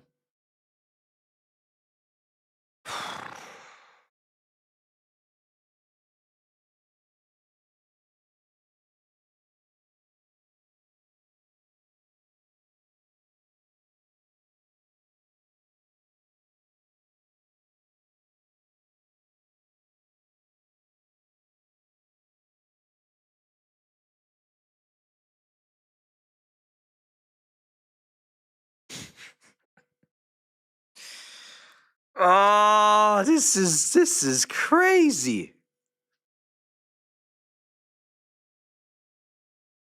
This is crazy, man. How did we win, but we lost? Because we lost. We won, but we lost. Because you can't have Caicedo suspended for Tottenham and win. You can't have your only fit senior striker come back and get suspended. And you have that kind of comical defending, which we all know is unfortunately going to overshadow certain things that should be, we should be really focusing on Gittins, really. But that defending is so alarming and so bad, it cannot be skipped over. Anybody watching us defend today, the blueprint is so simple. Back 5, long balls. Back 5, hoof it up top, see if they can deal with the 2v2. Back 5, long throws. Back 5, cross. Back 5, put the ball in the box in any way, shape, or form, and see if they play, see where they play, see how they play, see who they play. See, simple. And unfortunately, the whole league is on it. The whole league is on what we just faced in that second half. They're all on that. They're all on that kind of smoke. Every game is going to end up being a fight for our lives because we can't defend. The manager is publicly saying we can't, and we know we can't. And then there's disciplinary issues, which at this point now, we need some, Delap needs to be fined. A serious fucking fine. I'm not even on the thing of, let the dressing room figure it out for themselves. Everybody just put a little, it's like a swear jar. Just throw a $5 in there, everything will be fine. Delap needs to be fined. Today, Liam Delap needs to be fined. And that needs to be a warning. This is the same thing when Poch wouldn't decide who the penalty taker is. And everybody was like, what's going on here? Where's the leadership? Where's the decision making? The manager needs to step up now and make sure that this guy's fined. I'm not on anything other than fining this man. Whatever his wage is for the week, fine it. Fine it. Because that's not acceptable. We're playing Tottenham at the weekend. We need you at least on the bench as an option, and you've got yourself into 2 moments of foolishness that have nothing to do with the football because you want to show off that you're a fighter. Or what, you think this is MMA? You think MMA? Are you in the wrong sport? Idiotic. Beyond idiotic. It needs to be fined. That's it. Because it's not funny anymore. I'll be honest. It wasn't really funny anyway because we were losing games because of it. Then we started winning games because of it. Now I'm done. This is the last one. This has to be the last one. Foolishness. All right, cool. We're gonna wrap up there. Chelsea 4, Wolves 3. There are positives. But there are negatives. So it should be a fun reaction. Should be a review, a good review. There's plenty to say, as always. This team, they cannot, for the life of them, just relax themselves. They capitulated. And the positives are that Gittins stood up today. You know, that strike is the reason we're through because we conceded again. So if he doesn't slap in that long ranger, and I know football doesn't always work like that, but let's just say, just for hypothetical, if he doesn't slap in that belter, we might still be playing football right now. Because we needed another goal. We all sat here when it was 3-2, and we all knew we needed another goal. We all, after watching that defence concede the first two in the disgusting, despicable, diabolical way that they do, we all knew that we needed another goal, and he provided that goal. So big up to Gittins. If you don't take that shot, if you don't hit the posting in, we're probably still watching this game. And I don't know, it's going straight to penalties, right? So he allowed for the defence to do one more fuck up. So congratulations to Gittins. Fantastic today. Man in the match. All right, I'm gonna wrap. I'm gonna do some super chats. We're gonna go because I need to go. This is crazy. This is a crazy day. Mew says Delap is worse than Jackson. Jackson used to score goals and help in the link up. Delap is a block of meat. Okay, interesting. Kingsley saying Tosin is at the root of all of our aerial duel losses. Oh my goodness. We're going to talk, bro. We're going to talk because it's really just a joke. I'll be honest. Delap thinks he's Diego Costa. Yeah, he does. He's confused, that boy. And I said it at the start of the season. And you guys will remember me saying it. I said it he is the most booked player last season. Everybody was cussing Jackson for his disciplinary. 2 red cards in about 5 games. Club World Cup, Newcastle. People had had enough. And I said, one thing we're not going to be doing here is letting this guy just roll up in here and do foolishness. He got a couple of bookings. He comes onto the pitch. Before he even takes a first touch with his laces, he's already barging into someone and there's already a bit of contact.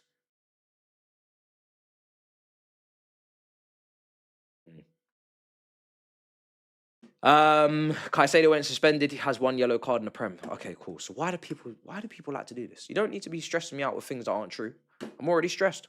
All right, we don't need to make up stuff to be stressed about, guys. We've got more than enough things to be stressed about. All right, cool. Thank you for that. Because I didn't get to check. I was going to check before the review anyway, but you just saved me time. All right, cool. This is going to be fun. Because we're through. And a couple players getting cooked. Couple players getting cooked. So I ain't holding back. I'll be honest. I'm getting to that point now with some of you lot you're taking the piss out of our lives. We're big Chelsea fans here, big community, and we put a lot of stock in a lot of you this season when we really didn't need to. And I didn't really truly even believe some of the stock I was putting in some of you, but I tried to do it anyway because I said, you know what, we must. And I said, you know what, there's been a good defence in the last few months of the Club World Cup and the back end of the season, and we're not selling enough, so I'm going to try and just have faith in some of these defenders to just continue the good form. And you spat in my face. So now, I spit in yours. We are going to wrap. I'm just replaying the goals in my mind. It's just making me angry. Love and guidance. I'll see you guys next time. In a bit, people. Peace. Bollocks.